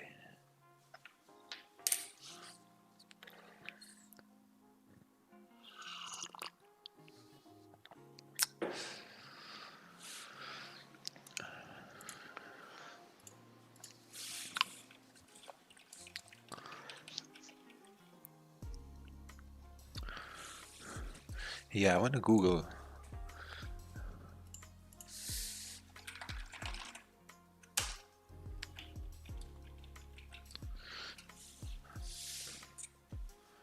Yeah, I want to Google how to get the most rest in the least amount of time. Oh, Gigi's doing a somersault over here. Yeah, that's not good. I would have cut my positions at this point.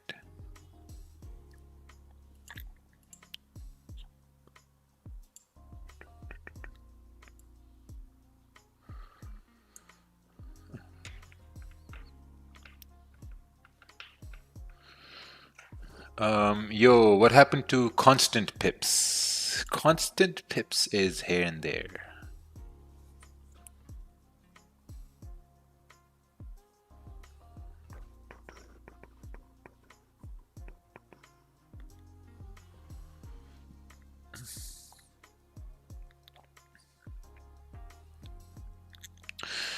Yeah, see, this is also a rejection area right over here.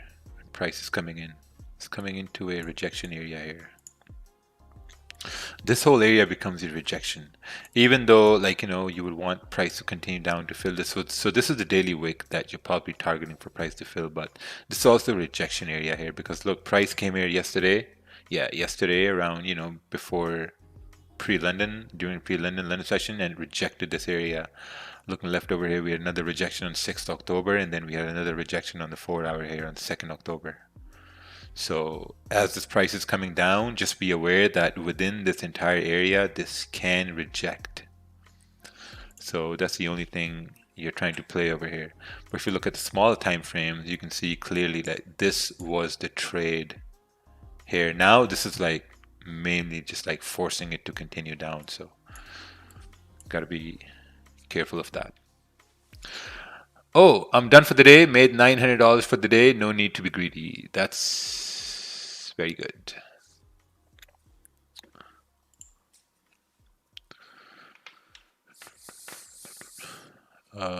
After you close membership on 8th November, will you still do live streams? Yes.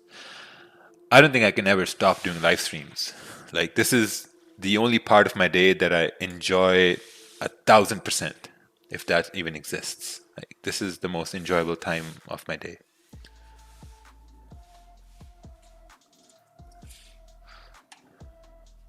All right, let's take a look here.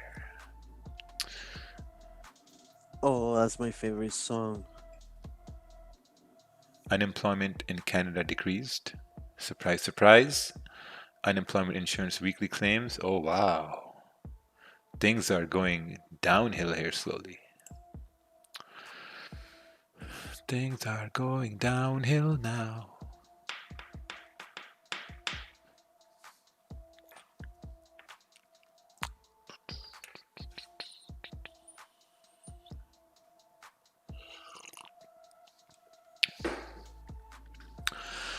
Okay, what's this? Another person done for the day, took a sell on GJ and finally getting used to be satisfied with 10 pips. That's amazing. You've broken a mental barrier with being okay with your gains. I think most people aren't okay with their gains, you know, even if it's like one trade. Here's the thing. Normally, you know, when you start, you take a test trade with a 1 cent lot, it moves in 10-15 pips, you're like, okay, perfect, right? Let's and then you say, okay, you know what, that was a test trade, let me take a real trade. But what you don't understand is that real trade is the second trade, you know. So make your test trade your main trade. Why don't you put and print bigger and clear the item name and time frame like other? It's pretty big and clear over here. It's very big and clear.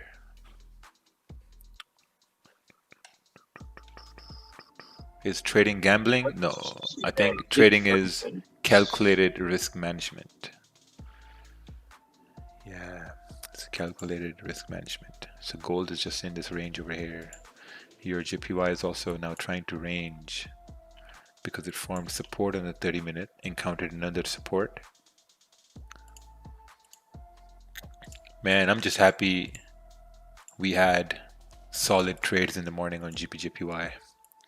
Really solid trades. One was right over here I took in the morning, and the second was right here once we broke the low in the 30-minute to continue down.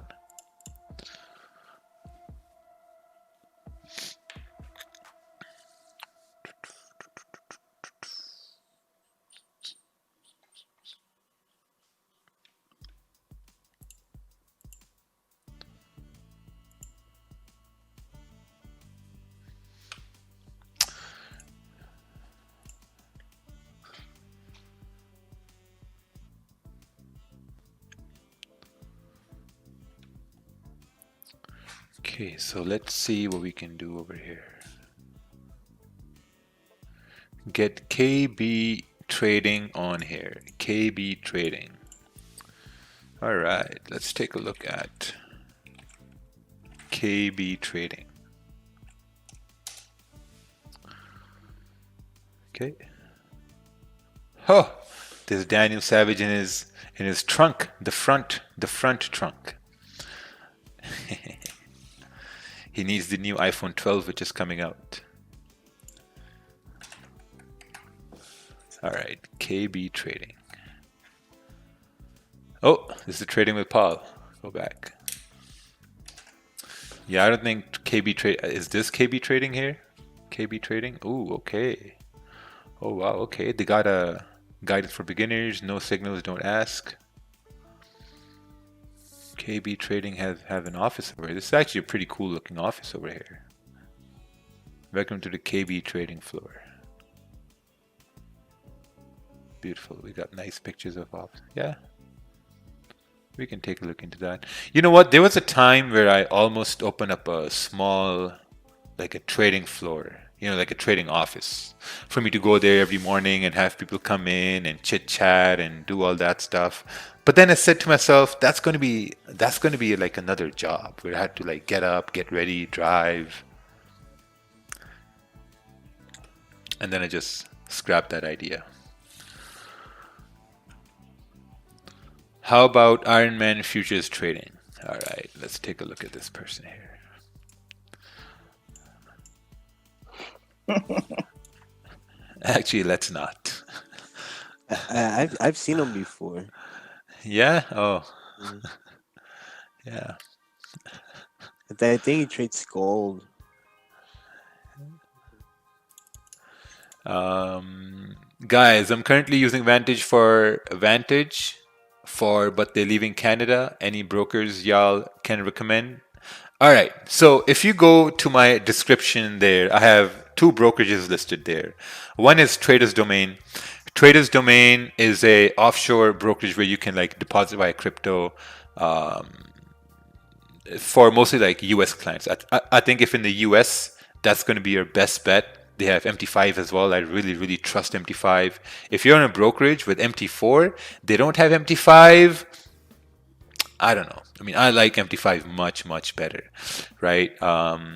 For people in Canada, you can also go with Traders Domain, but then there's also Blackwell Markets too, you know. And I think Blackwell Markets opened PayPal deposits till the end of October, I think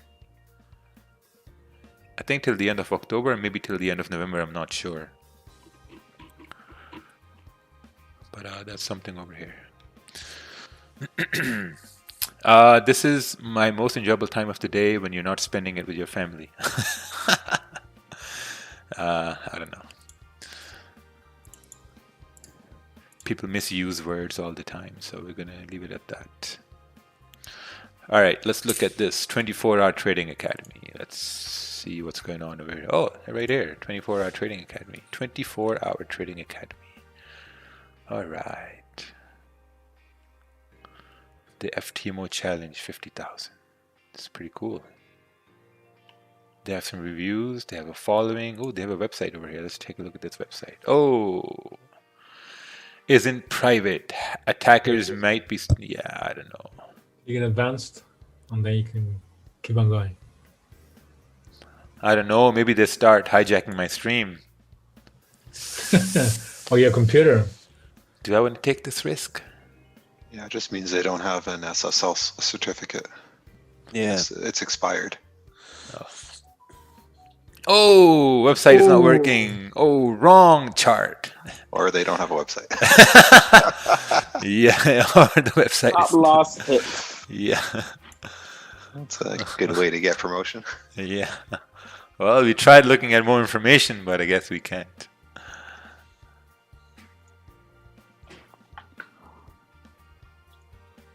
Yeah.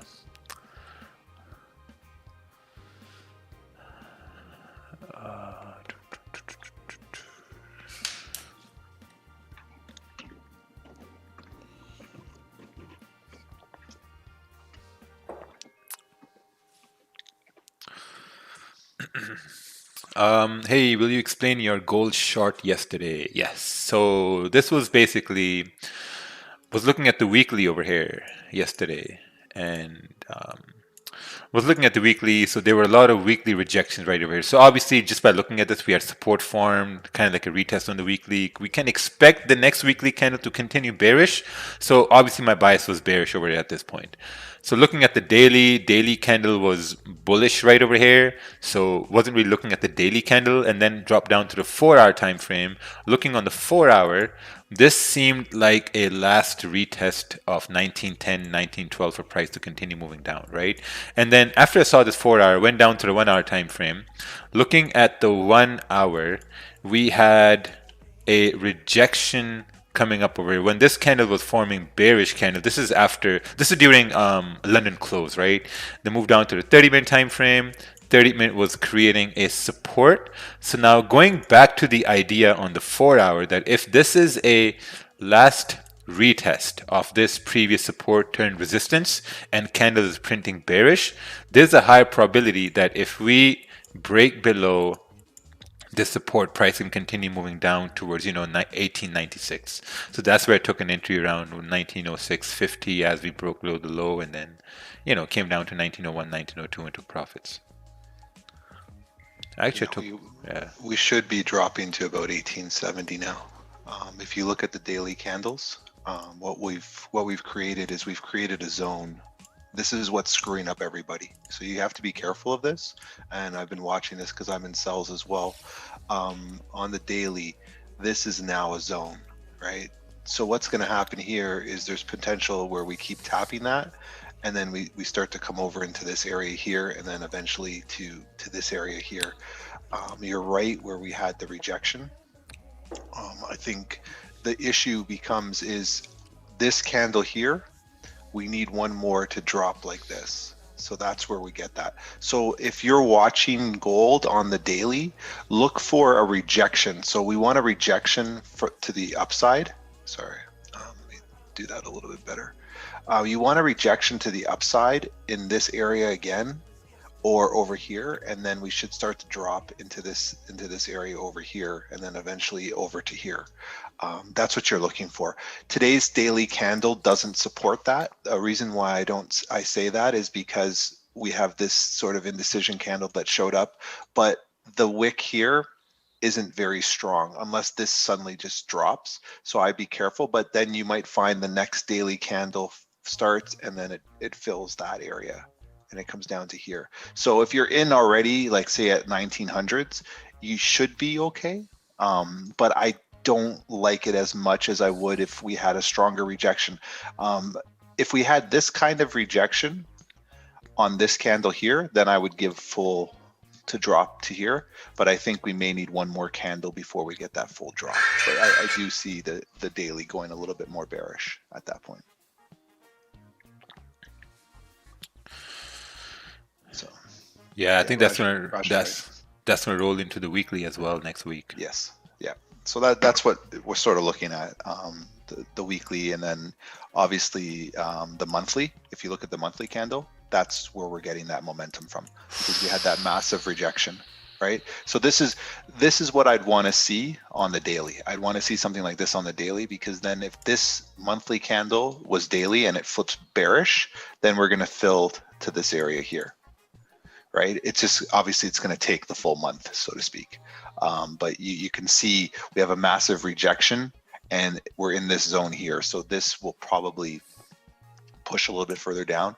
This was your initial rejection right here. And then, we should be coming down into this region over here and then eventually further down. The only way that this doesn't happen is in November. I think what we'll see October will drop. So we'll drop into this for October. And then with instability, November may just drive it right back up again with the elections. So keep that in mind. But if you are watching gold, this massive rejection here, and then we have this sort of trend starting now. Because remember we talked about like last month and the month before that this candle here was creating a rejection, and then we needed to see where this candle would start, and then that's where we had that dip. So now we're doing the exact same thing over here to start to move in that direction. So just keep that in mind. But it's going to be very difficult because gold moves very, very tough on smaller time frames. So people can grab 10, 15 pips on a bullish move. But if you're looking for the swing trade, you might find that the sell is probably the better move. But you're going to get whipped around hard. So if you get a really good entry, like if you were in at, say, I was in yesterday at 1896. I've just been sitting in at 1896, hoping that it will hold that level where we have on this area here.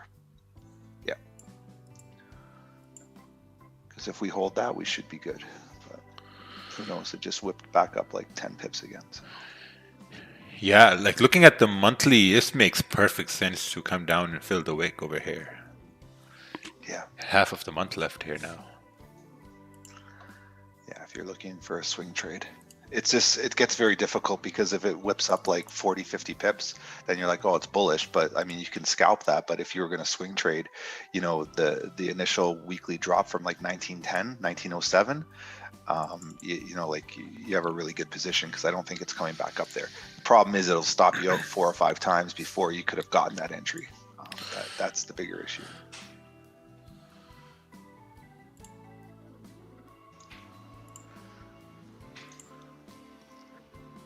And US 30 right now took a big dump. I suspect that it'll probably continue all the way down to 27,940.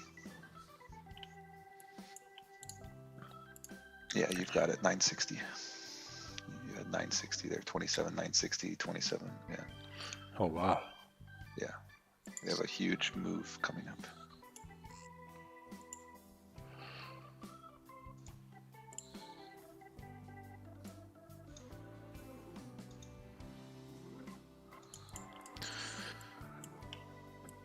You know, I'm really excited how this whole thing is going to play out with the elections and lockdowns, and man, it's good to be alive in these times.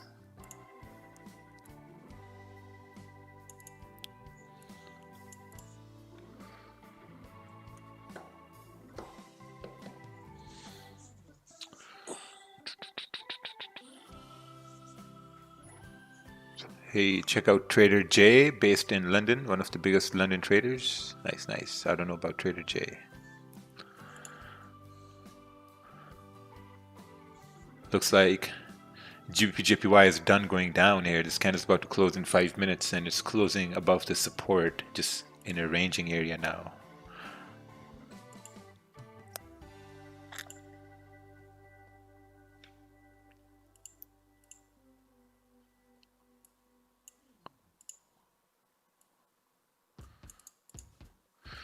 Oh yeah, you're right. US30 can continue down here now. Yeah, breaking this minor supports.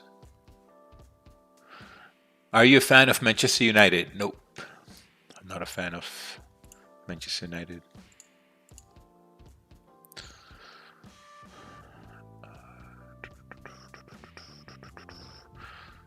Will I know everything I need to know through your course if I purchase? No, that is not designed for you. And basically have to qualify. Bro, speaking about IG counts, my trading IG is this. I know my trading has improved so much ever since I started documenting everything.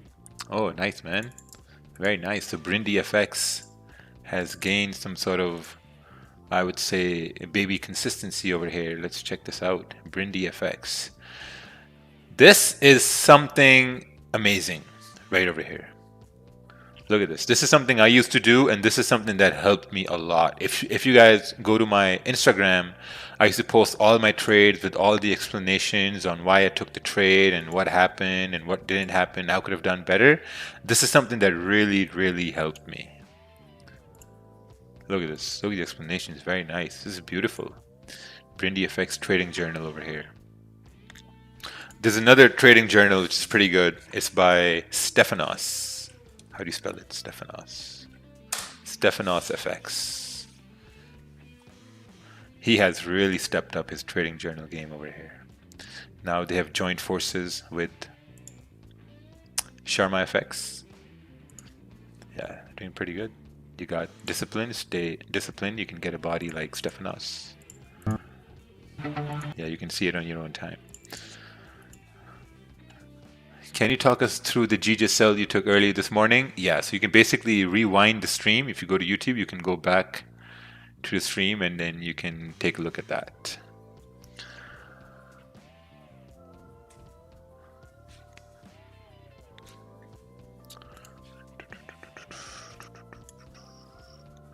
What do you think about automated trading robots? I don't think automated robots work in the long term. I don't think you will make a lot of money focusing on automated trading robots, because think about this. If automated trading robots worked, we wouldn't be doing live streams. I mean, I wouldn't be doing live streams.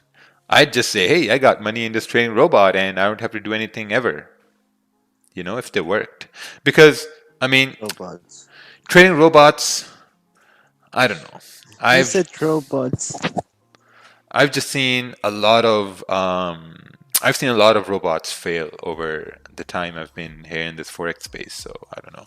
I don't trust robots. The only trading robot I'm going to trust is if a big hedge fund which manages billions, they come to me and they say, hey, we have a trading robot which gives maybe like 3% consistent gains over a month. I'd be like, okay, perfect, here's my money. But you would basically need a track record, right? So Yeah, there's a lot of people talking about robots and EAs and stuff like that. And I've said from the beginning, if you're going to use an EA or a robot, you have to think to yourself logically, if that was so amazing, why is it being given out to everybody? You know, we have algorithms on my side that are private that, you know, you have large capital requirements, things of that nature to do. And a lot of times people get caught up in the idea that the algorithm is going to do whatever it's going to do. I think if you are using an algorithm that you may have found through certain means, you really manage your risk. I think always profit take. This is the thing. Try and always make sure you make regular withdrawals. Don't get caught up in the hype of turning $1,000 to 20,000 or 100,000.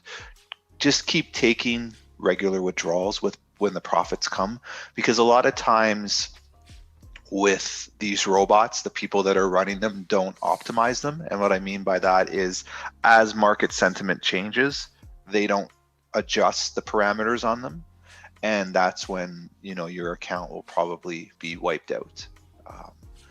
And also make sure there's risk management there as well, so that you can protect your account. Stop losses are important, because whenever there's a fundamental news piece, you may find that your account could blow with that as well, because it doesn't recover. So profit take a lot, make sure that you have your risk managed, and yeah, if you want to use a robot, use a robot. And I mean, there's nothing wrong with that, but I mean, just think logically when you're doing it. I think that's the biggest thing that you can do.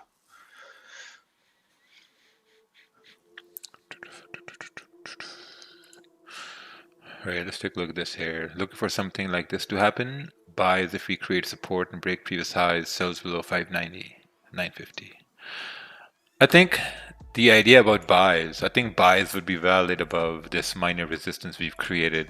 And if you measure this range, this is a 22 pip range, so maybe those buys are just going to be a retracement to probably continue moving down. But I think we're going to see that happen maybe later on as we move into NYC open and closer to London close.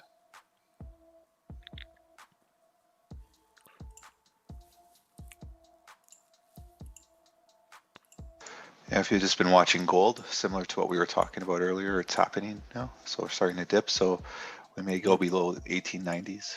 You might have a good shot to take some self. Man, once it's gone below 1890s, 1880 is right there. Yep. It's like the low it made yesterday.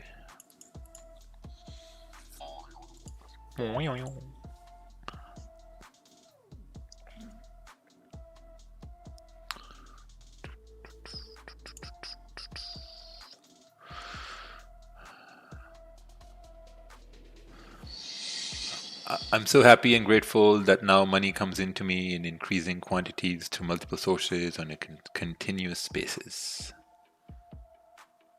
Oh, continuous basis. Continuous basis. Yeah, it should be continuous. I hope the grammar also comes to you at that same speed as the money comes in. Yeah. Sometimes That's a phrase from sometimes roasting statements, they come to me in the same speed. They come in, boom, roast, boom, gone.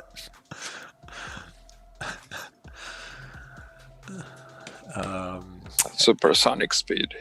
Yeah. Have you ever had an African girlfriend? I don't believe in girlfriend or boyfriend. It's just straight marriage.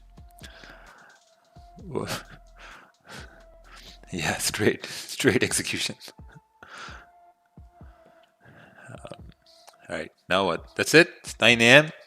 Nothing more to do, nothing more to see. Trading time has ended. Took one trade, and that was it. What's your take on cTrader platform? I think cTrader platform is pretty good. I tried it for about a month when I first started, but I don't know why I didn't continue on it because I think everyone was using MetaTrader. I was new at that time too, so I thought that cTrader price moves differently than MetaTrader. So I went back to MetaTrader. But they all basically move the same. So some people use cTrader. There are some firms out in Europe and South America. They ordered a bunch of magic keys for their firms because they use cTrader platforms for their clients. Do you have a Lisp? No. No. It may sound like I have a lisp because that S sound, when I'm wearing these headphones, that S sound seems pretty cool in my headphones because I can hear myself talk. How old are you, man? I'm getting pretty old over here. Can't believe I'm going to be 34 next year and then 35. Holy. Oh man, Wow.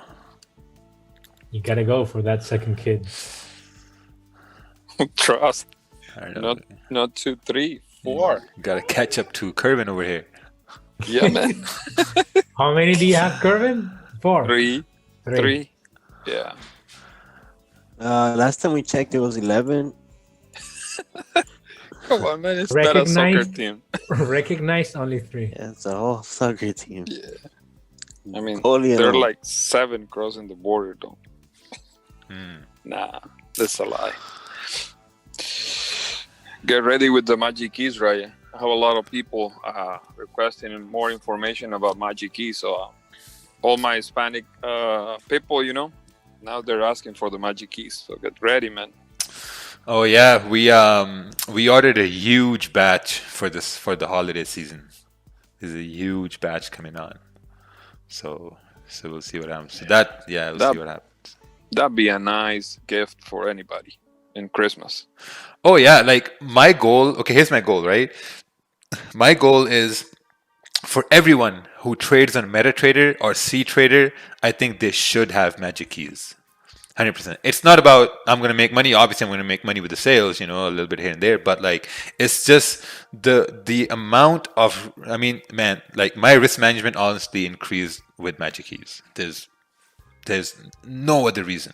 It seems like I'm tooting my own horn, but it's just facts. That's why I got 2. There's one over here. There's one over here. Nice. Yeah.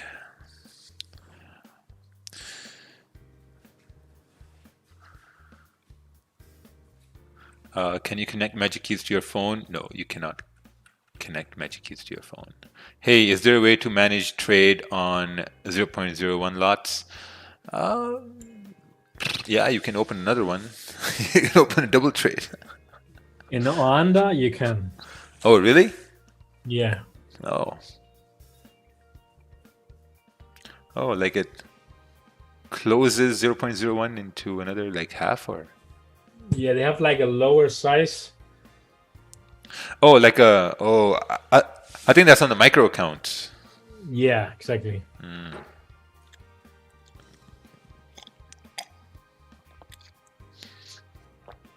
Is there a lock button in Magic Key so no one can click it by mistake?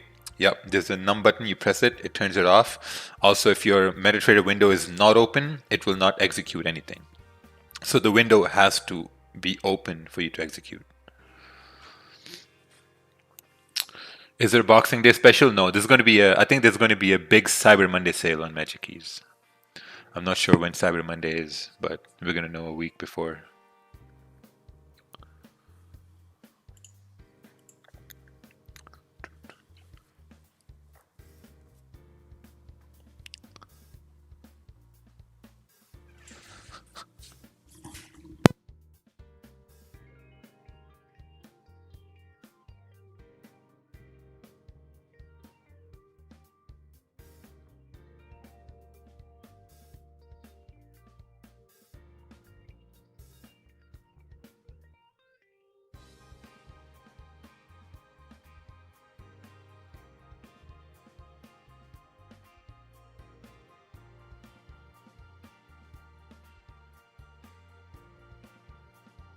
See what I say about being in a swing trade with marriage? See what I got over here. I got a croissant with boiled eggs inside. So nice. Perfect. Why do you keep buying GJ? Who's buying GJ? No one's buying GJ right now. People should hack into your brains. You know what? When I first started, I used to say the same thing, man. I wish I could hack into Ted's brain. And then yeah, it didn't happen. So I paved my own way. Yeah, you know, when I was in school, I used to say that, oh man, like, you know what, social studies is so hard, science is so hard. I wish I could just download the teacher's brain in my brain and then just use that information to write tests. Man, school was super hard. I don't take notes of my trades, and I would like to change that habit. Any tips on how to take notes? Just take notes, man. What do you mean? I don't take notes of my trades, and I would like to change that habit. Just take notes. It's like saying, I don't want to give a like on the live stream, but I want to give a like on the live stream. How do I do that? Just click that thumbs up button. Because when you do it, a lot of people get to know about the live stream and about the free scam money situation we have going on here. Sometimes we lose, but you know, losses are kept smaller than wins, so it's pretty good. Useful sites to keep a trading journal. The useful sites to keep a trading journal is, a lot of people use Trello. I'm not sure what the website is. Is it Trello.com? Yeah, it's Trello.com. I haven't used it. And then for trading specific, you have Trixie.trade. This is a trading specific where you can upload charts directly from TradingView, and you can, like, you know, toggle between time frames of your trades and stuff like that. You know, you can build your trading plan, checklists, you can share them with everyone or with public. So it's pretty good. Start to, so you got a 2-week free trial with this. This is not mine. You know, some people may think that this is mine. It's not mine. So you get a 2-week free trial. What do you think about the broker Lambo Raul just launched? I think it's, you know, he's trying something new, so it's pretty good.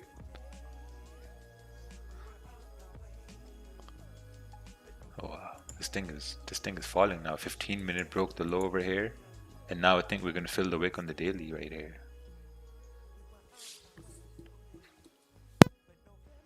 I don't own Magic Keys, so I don't know about Magic Keys 2. It's not a movie.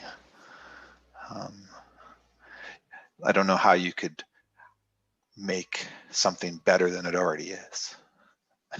I think with Magic Keys, I think Raja and I, when we talked about it in our group chat, I think we put out everything that we could possibly put out with it. Yeah, within reason, we put out everything that's supposed to be out there. Yeah, like I don't think there was anything held back. I mean, there were some funny things that were held back, like the nuclear button and stuff like that. But I mean, from a practicality standpoint, I think it was everything that was there. One thing we are working on is having the whole thing like backlit.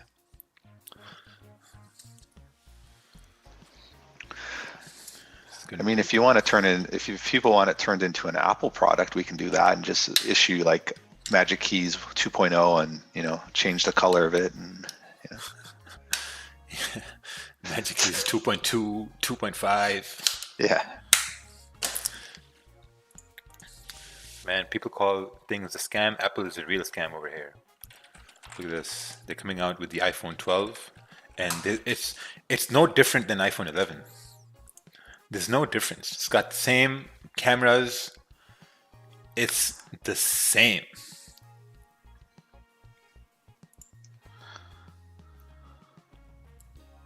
It's actually the same. Oh, someone's saying 5G? Yeah, but 5... It's just the same. Same Apple iPhone. Oh, they got 4 cameras. Yeah. See, Android is different because Android is actually making, you know, some pretty big technological advances towards phones. So I think a lot of intelligent people gravitate towards Androids, and I think that's the way how it is because they realize that Apple is just, you know, like changing a few colors here and there, changing cameras, and there you go, you got a new phone. Don't look at the camera, you feel like it's iPhone 5. Yeah, it's the same thing. So G just coming down over here. So at this point, I'm going to call it a day. Have to go do some stuff.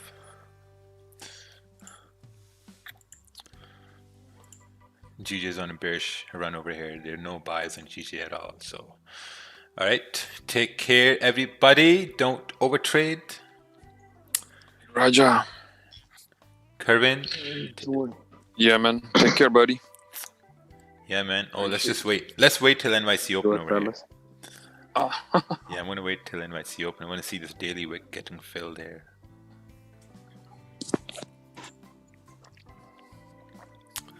Wow. 4 hours coming straight down. This is where things get a little jumpy over here because we broke the low in the 15 minute. How much did we fall? It fell like 12, 13 pips, and now we're entering a territory where price rejected before. So this was a rejection in the London session yesterday, and we're coming back into that area now.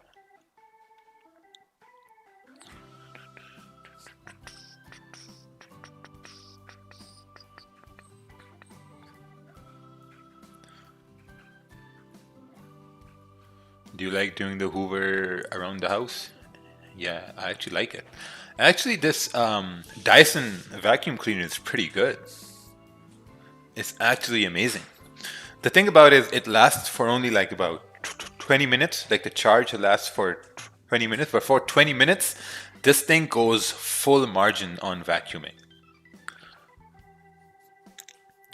If you exited 50% and the trade ends up going in your favor, would you enter another 50% again? If so, how? I think that's something you need to look at price action. You need to see that, okay, how can you enter another position, right? So let's say we're looking at the 15 minute right here. At the same time, we're keeping an eye on it falling down. So let's say you took a sell right over here, right?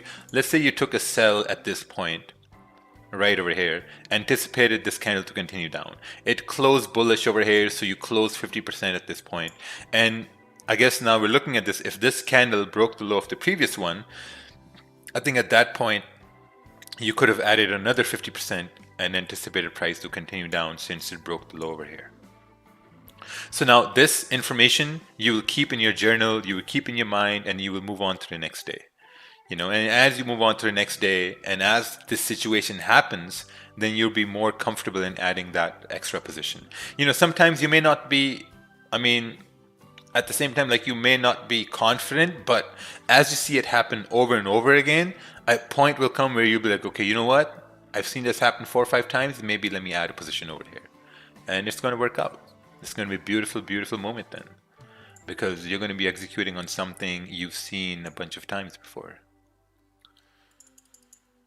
Who is Quarterly FX? Quarterly FX is a member of Market Fluidity, and she does live streams here after we move.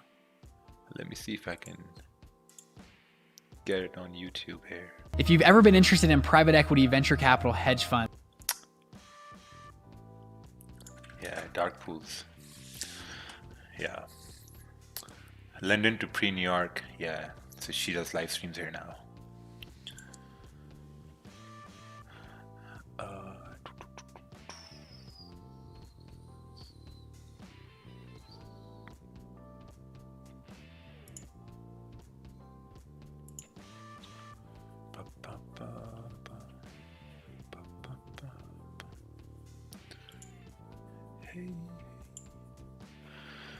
Do you ever take swing trades? Yes, sometimes.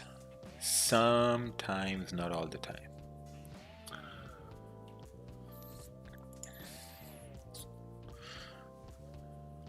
Alright, you know what? I'm gonna head off over here because if I'm not gonna take a trade, then there's no point of me looking at the charts anymore. Kervin, take care. Man. Yeah, I close everything. Have a nice day, brother. Yeah, man. You too. It was Take the care, best day guys. here with one win. Okay, BPK. Thank you, guys. Have fun. Okay. Have fun. Too. Take care. Don't overtrade. Don't over risk. And shout out to Kenya. Kenya #1. Kenya. Kenya. This guy always comes in. Shout out to Kenya. Gotta show love. Gotta show love to our